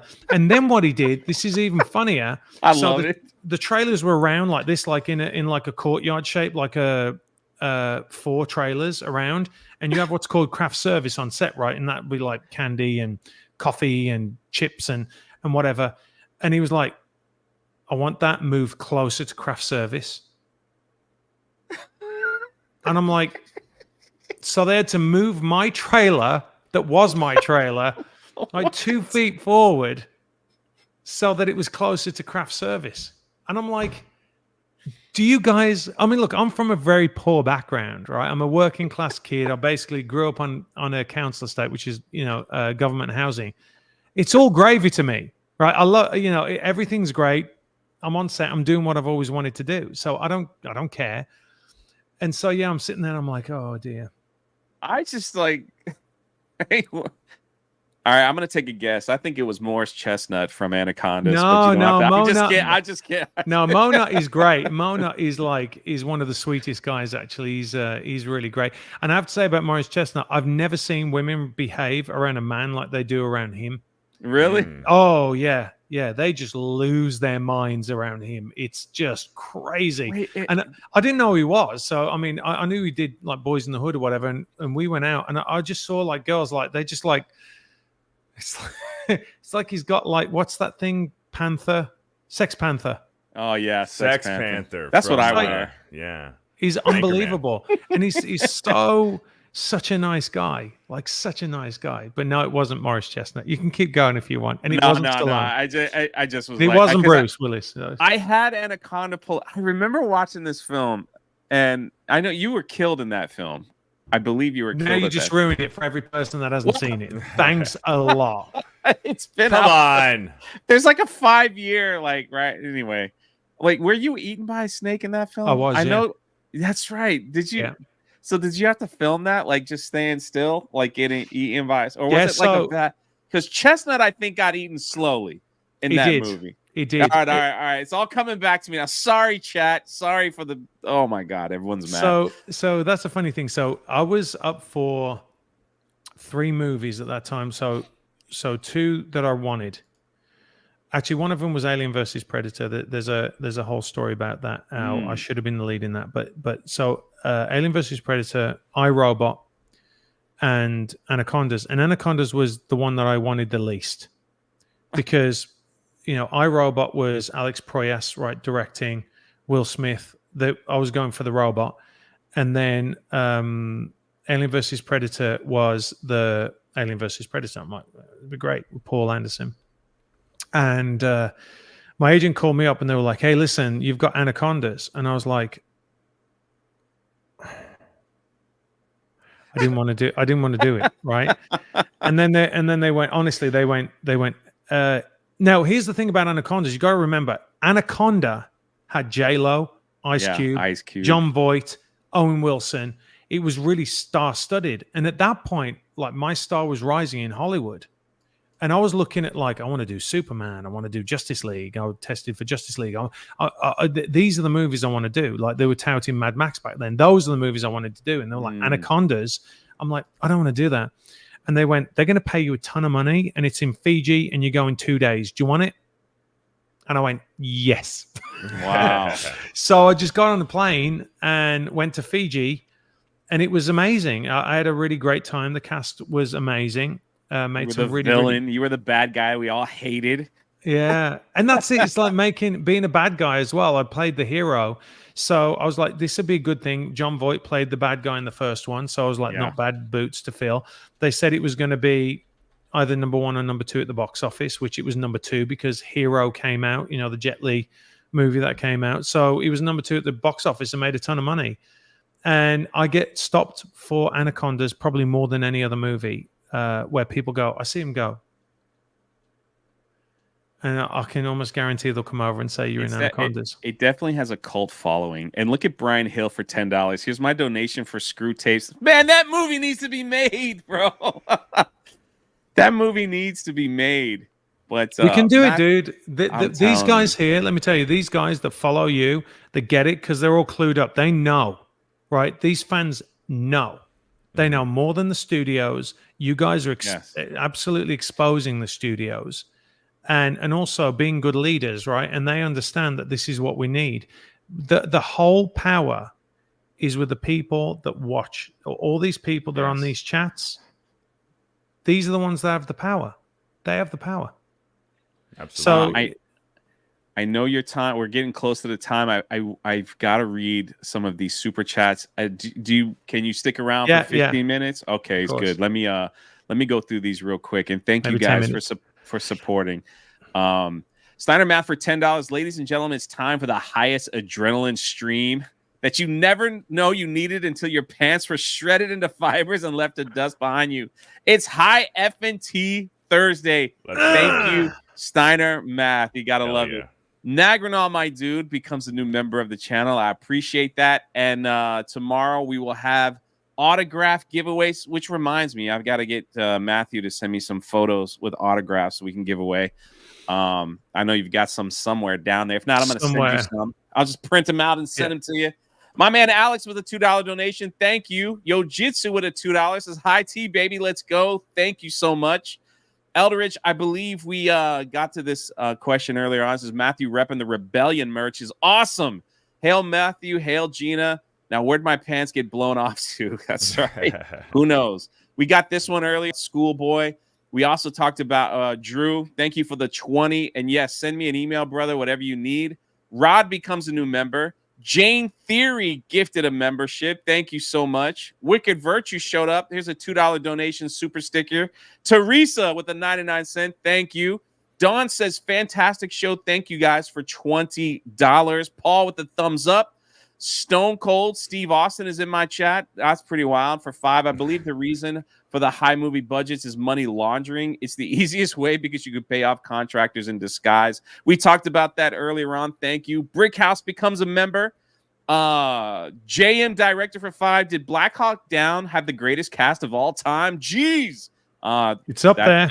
I believe it. Mountain Mutt for 5. Mr. Marsden, thanks for coming to chat with a bunch of nerds. We appreciate it more than we can show. Thank you so much, Mutt. Albert, my man from Canada. It's the MCU, so it's going to be Sue Storm movie. Reed Richards will be regulated to secondary role anyway. Well, maybe not with Pedro Pascal.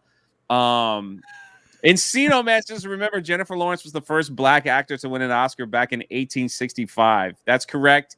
And oh my gosh, Jensen, thank you for the 10 gifted memberships to the channel. My man Greg says, I have 5 movie scripts and plots for a TV show. Good for you, man. Albert again says if they did Lord of the Rings now, it would be an hour and the ring would just be dropped in alive by a single woman in today's films. Agreed.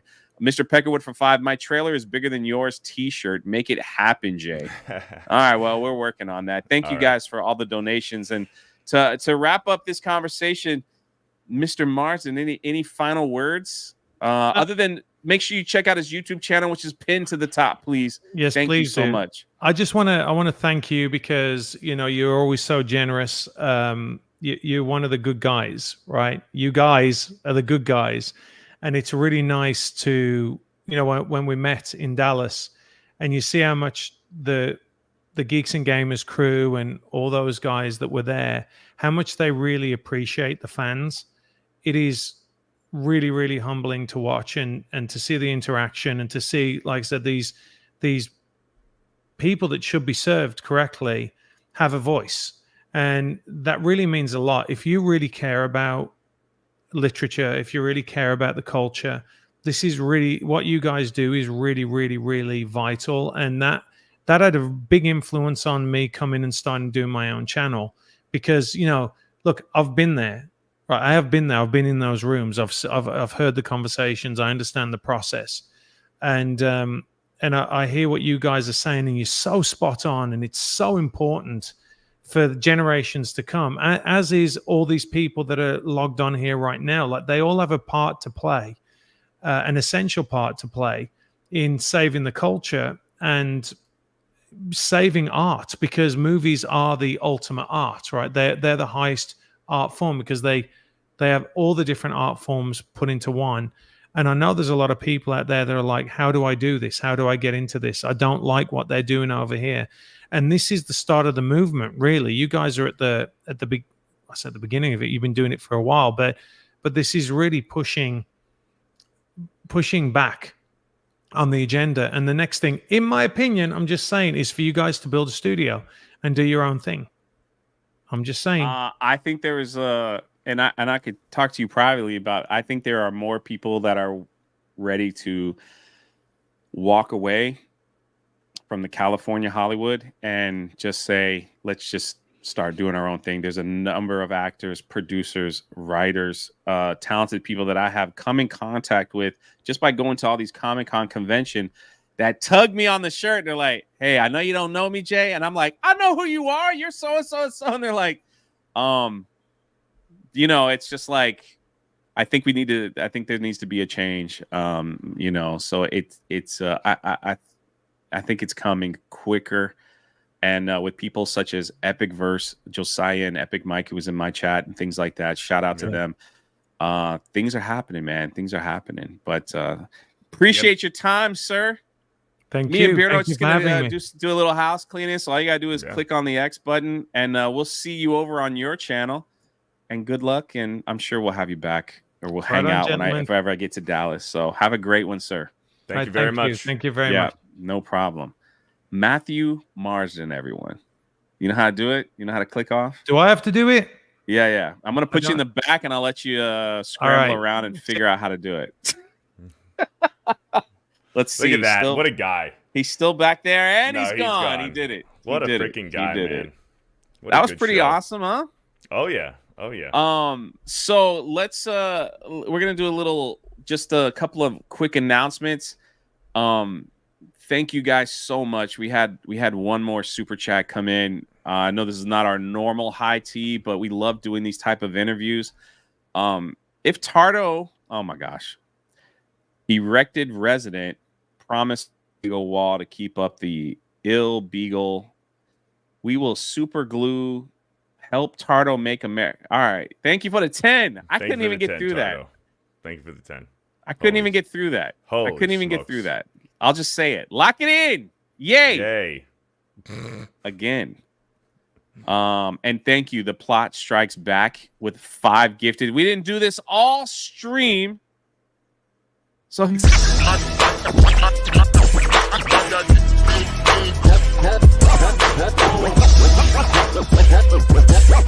also, I want to bring up some Norwegian guy.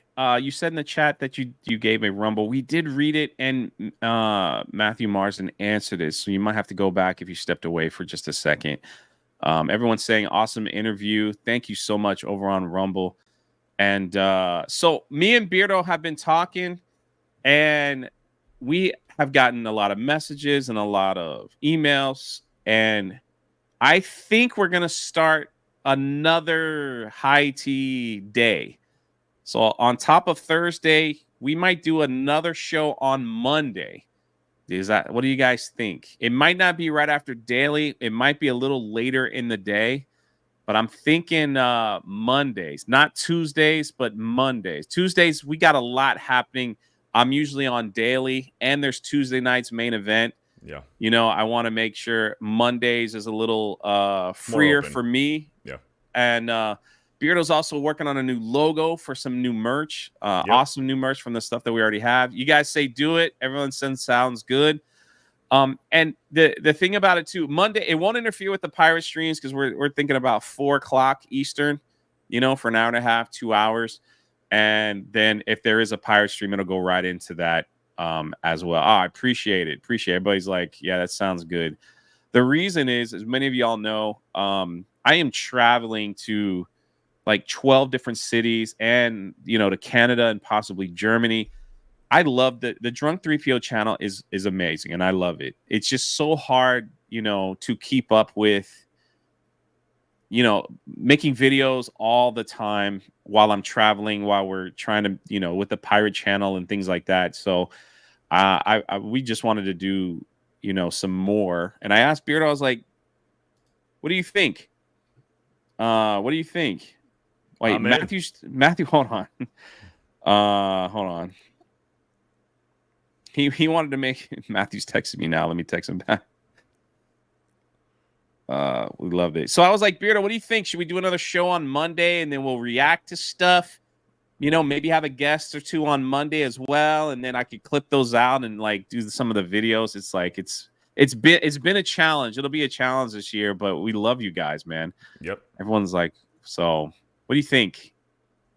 I love it, man. I love it. I think the show is a massive hit and success, and we just keep getting more and more viewers every single week. And I mean, you know how I think about it. I think it's one of the most fun shows, you know, on YouTube. We don't take ourselves seriously. We get away from all of, you know, some of the nonsense every now and then, and we just like to have a good time. And the fans love it. I love it. And let's do more. Yeah, I think it's I think we're gonna, there is a lot of, and it's interesting, after the Dean Cain interview, there is a lot of people, it's interesting, that reached out that I think we could have a cool conversation with. Some people that are in Hollywood, some people that are making comic books, some people are, and I'm like, you know, I think it would be kind of fun on top of just me and Beardo laughing at fat people falling down. So, you know, just to have some cool like conversations with stuff like that. So yeah, absolutely. I now found my question, must have missed it. Oops. No, you're good, man. Never, you know, sometimes I forget stuff. So keep bringing actors on. Yeah, there's more than I realized that they saw the Dean Cain, and, you know, so we're looking to have James Arnold Taylor come on, the voice of Obi-Wan Kenobi. Daniel Logan, who played Boba Fett in Attack of the Clones, who played the young Boba Fett. He also does voice work he did like a couple lines for the Bad Batch. So people are like, get Gina on. I kind of like, yeah, maybe. So we'll see. I'm sure I could just call her up and she'd be fine with that, but we'll see. We are gonna bring Dan Vass back on, heel versus babyface, all that stuff. They said they'd be on, and I'd like to do like people that that are doing independent comics. We need to get the Epic Verse boys on here. I know you had some movie fun with them. Oh yeah, Beardo, and so I have a long list. And Hypnotic says, "When am I getting on?"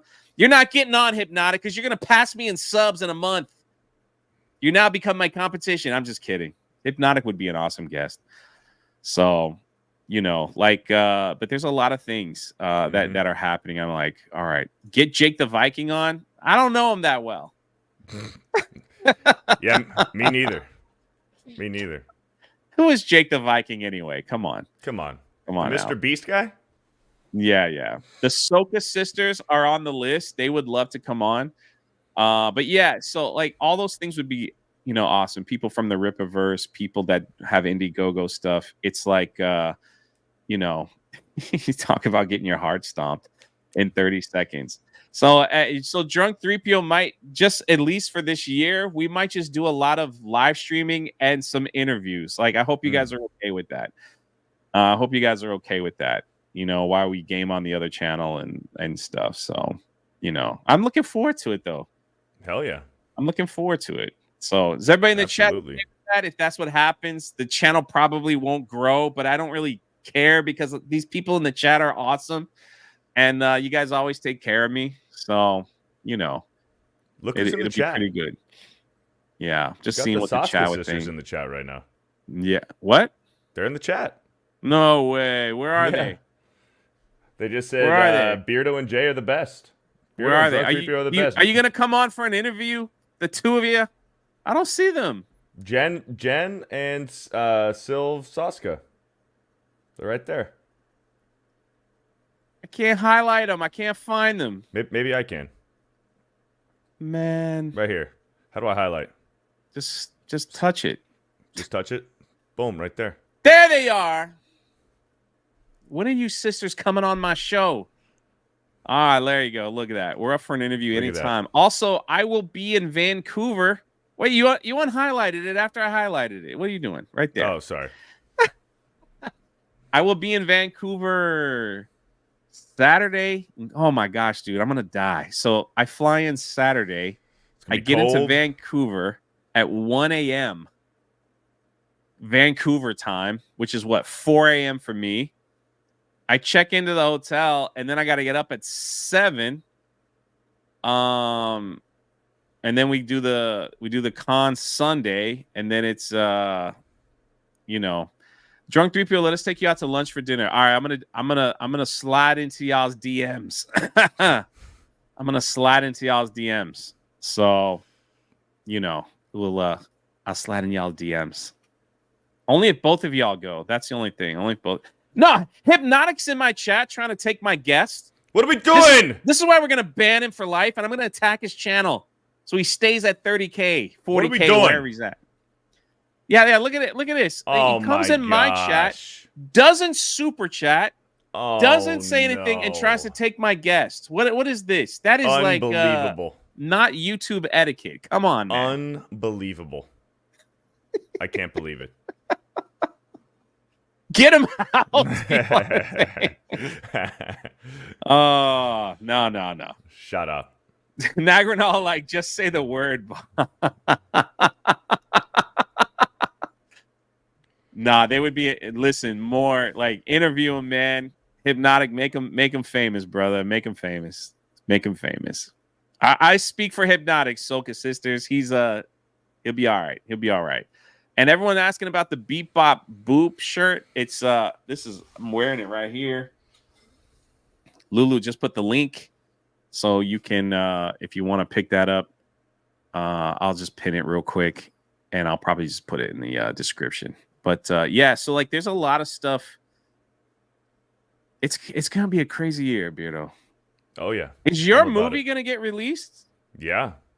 On launch, Epicverse launch.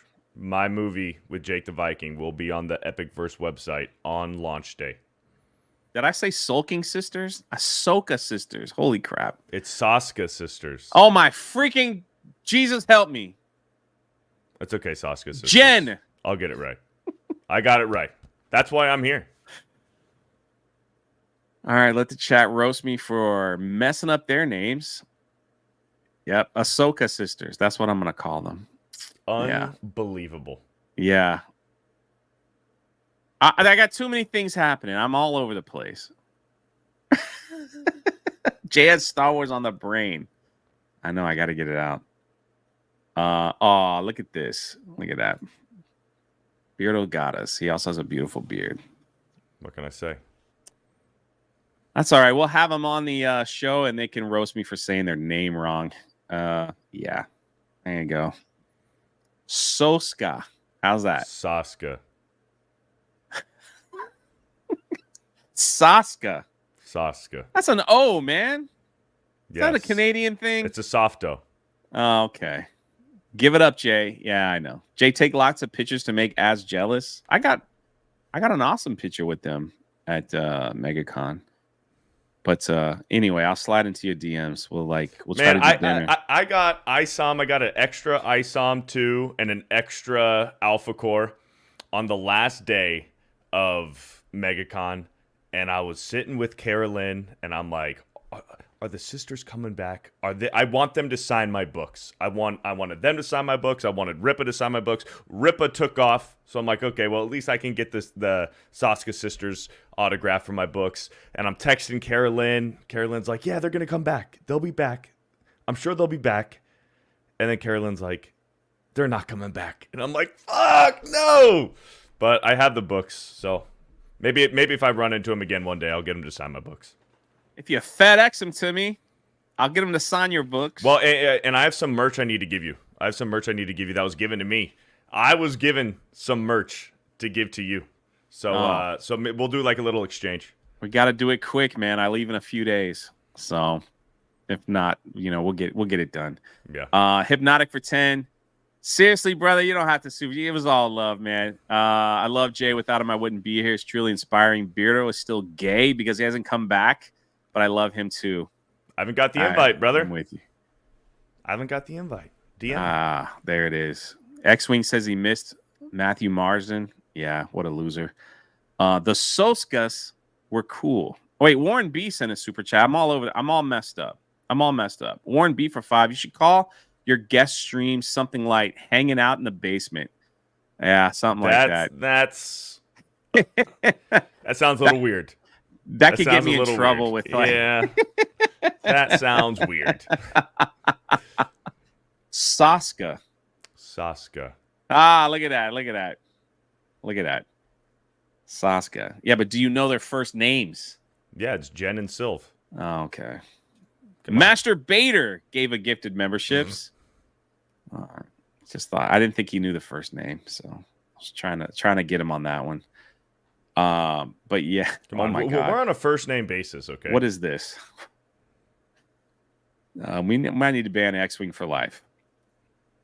Saska. I have to say it a million times, or I'm going to say Soska because in America we pronounce the hard O. That's what we do in America. If you go to the con, Saska, if you go to the con, make sure you find my table so I can, you could run up on there. If you don't go, I'll send you my phone number. Look at that. Beardo, be still our hearts. Sorry we missed you. Let's have a proper hangout when we come back to Orlando. You were so kind to us. Hey, shout out. Loved hanging out with everybody. Jen and Sylv. Yeah. Hell yeah. Beautiful women.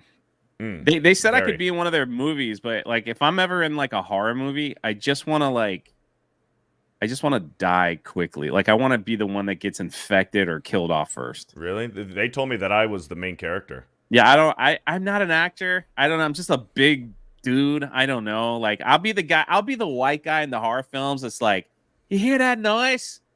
What the heck is going on out there? And just walk out and just like, they're like, the Pooh will take my head off. Like, we want you to be the main character and you're going to save the day. And I was like, hey, I'm down. Sign me Yeah, up. that's not me. I have some acting experience. I told that to Gina too. I was like, if you ever put me in a film, I just want to be like Henchman 6. You know? Henchman number 6. You don't even have a name. Yeah, exactly. I don't want a name. I just want like Henchman 6. And look at that, man. Look at Drew Hernandez. Look at this guy. Wow. Look at him. Look High at Tea freaking is a Drew. movie. When are you coming back Love to it. Orlando, Drew? Man, listen, we had the high tea people here. We know enough. We could put on our own con. Imagine Drew Hernandez. The line would be out the door. We'll get the soft O Saska sisters. You know, Matthew Marsden, Gina Carano. Put them all. Just get them all in there. Just do our own con. New revolution. The new revolution of stuff. So, Drew Hernandez with a $50 donation. High tea is a movie. You're damn right it is. The fact that Drew Hernandez shows up in my chat is like, holy crap. Love it. There's no hard A. Drew Hernandez. Yeah, all right. I'm just trying to make sure. Thank you, brother. Thank you, Drew. What a freaking guy that is. A legend. I don't know, with the basement Uncle Tickler X-Wing, I don't think you would draw any crowd. You might want to delete that. You know, we can call it the basement con. Everyone can come to the base. That still sounds weird. Anyway, henchman number 6. That's all I want to be. Just I'll stand in the back. Bus driver number 2. And when she's like going off and like killing all the bad guys, just want to be that doofy one that's just like the one that runs away. I want them to like, you know, yeah. No, I want to get shot in the face. She beats up everyone and then you run away scared. I just want to be shot in the face. I want like my eyeball to like fly out, you know, like that'd be cool. See, you know how they put like the I almost said Ouija board, the bungee cords, like on the back when you get shot, they pull you. Yeah. It's like that's all I want. Okay. It's like that's it. So the Saska sisters do a horror film about like some kind of like man-eating flesh virus. You know, and let me be the first one that just like put the makeup on me. Let me get all Jay, just don't trip the Softo Saska sisters when you see them. All right. I didn't trip them last time. Anyway. What? Esteban? Did I say that correctly? For 5? What's the difference? What's the difference to you, Logan, TLJ, Indiana DOD movies featuring iconic characters that are broken? What's the difference? Logan? You didn't like Logan?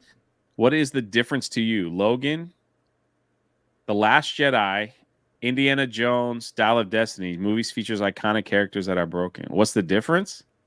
I don't know, man. I liked Logan. I didn't like Logan because it was sad. I don't like sad films. I don't like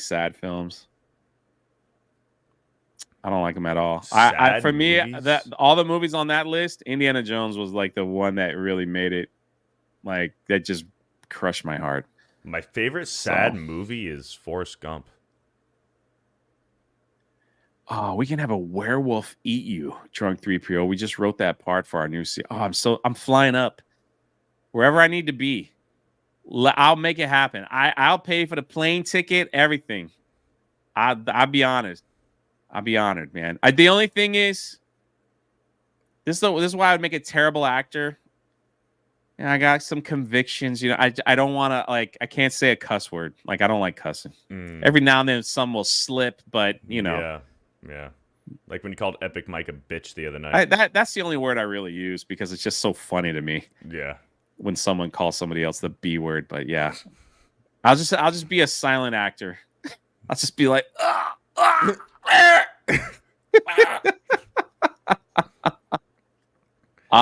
you can't pronounce names correctly either. Load 689. And no one's perfect. I think it's Lod. Another softo. Another softo. Lod. That's why some people are here, because you know they want to see me mispronounce words. No swearing. That's fine. The network won't want it at potty mouth anyhow. Oh, dude. All right, I'm down. Man, look at Jay getting all these being eaten by a Wolverine. I mean, by a werewolf. A Holy werewolf, crap, bro. What's wrong with me? Deep breaths. Maybe anyway, one day. I'll get there one day. What you got going on, man? Me? What do you mean? Like, listen. All right, your movie for Epic Verse is like, my movie got corrupted. I've got to go film it again. Yeah, my movie's done. And I kept telling Mike and Josiah, is like, dude, I'm not an actor, man. I don't do that kind of stuff, you know. And it's like, but they're like, we got to film it again because some of the stuff got corrected. So, you know, look at that. Look at that. All right, so Jen and Sil, I have a writer.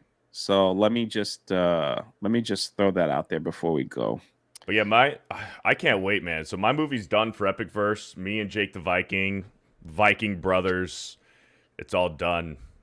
And man, when I was talking with Mike last week, he goes, dude, we've been watching it and looking at it. He goes, you freaking killed it, man. Like, you killed it. All right, that's great. But I have a writer. And I gotta tell them my writer. They gotta know this. We might be doing another different genre, a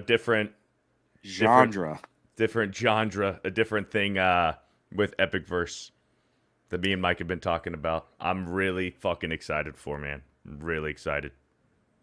Yeah, that's great. Anyway, when I get to my dressing room, Softo sisters, when I get to my dressing room, there has got to be a nice bowl of Reese's Pieces. Okay. I prefer a blue bowl. Okay. It's got to be on the left-hand side. I'm not digging with my right. This is the wiping hand. The wiping hand doesn't touch food. So got to be left-hand side. Right here, I need some kind of lotion that makes you smell like the ocean. All right. Whatever that is. Like, just find like something. It can be Walmart brand. I just need to smell like the ocean at all times. Okay, so I need that kind of lotion. I like one of those big circle brushes for your hair. You know, that just like, it's like you're combing a mane from a horse. All right, so I need that. I just got to be able to reach it, so it could be out a little bit like that. Okay. So I'm a simple man. That's all I need. Also need like a nose hair and ear hair trimmer just in case I see a runaway hair. You ever wake up and you're like, wait, where you going, man? Think you got to get it out of there. Bink. All right. I'm real easy. I just bring my own shit.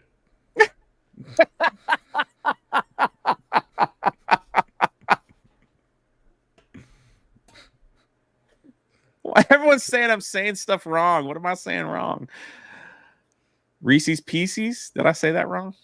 Reese's Pieces? I don't know. Pieces, yeah. Someone says make them stop.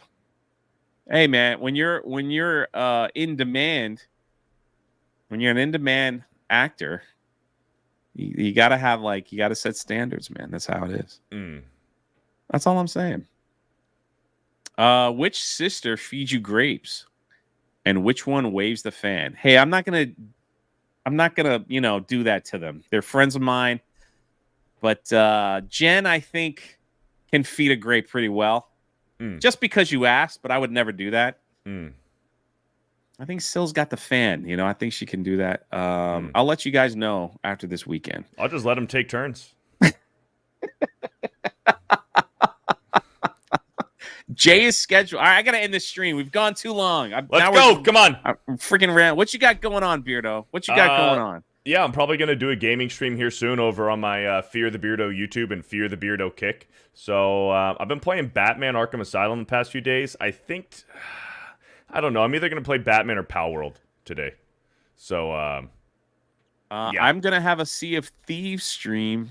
Once I talk to my crew, Jake the Viking just texted me, says he wants to play Sea of Thieves. So if someone from my crew can't make it, maybe I'll bring him on. But I don't know. Maybe we'll see. We'll see what happens. Already, before we go, hold on, I gotta share this. Release the McCracken.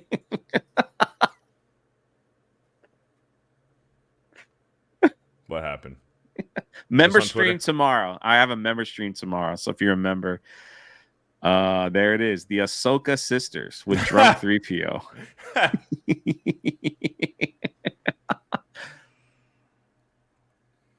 Oh man, did I really screw that up? All right. You did. There you go. I got nothing else to say. Jen, Sil, we love you. That's what I said. I had my finger in my mouth. Okay. Your teeth are crooked in the back. We love you. Yara. Yaira. As soon as I said Yaria. I tried to say it bad on purpose to see. It's going to be absolutely the Soska amazing. sisters writing Yaria. Yeah. One. It's going to be amazing. It's going to be amazing. We're looking forward to it, and we're going to promote the crap out of it. Make it stop. All right, we're done. We're done. We're done. I love you guys. Have a great one. I'm going to go. High tea. Go lift some weights. Don't be fat. And have a good rest of your week. And I'm going to go think about my life and the decisions I've made.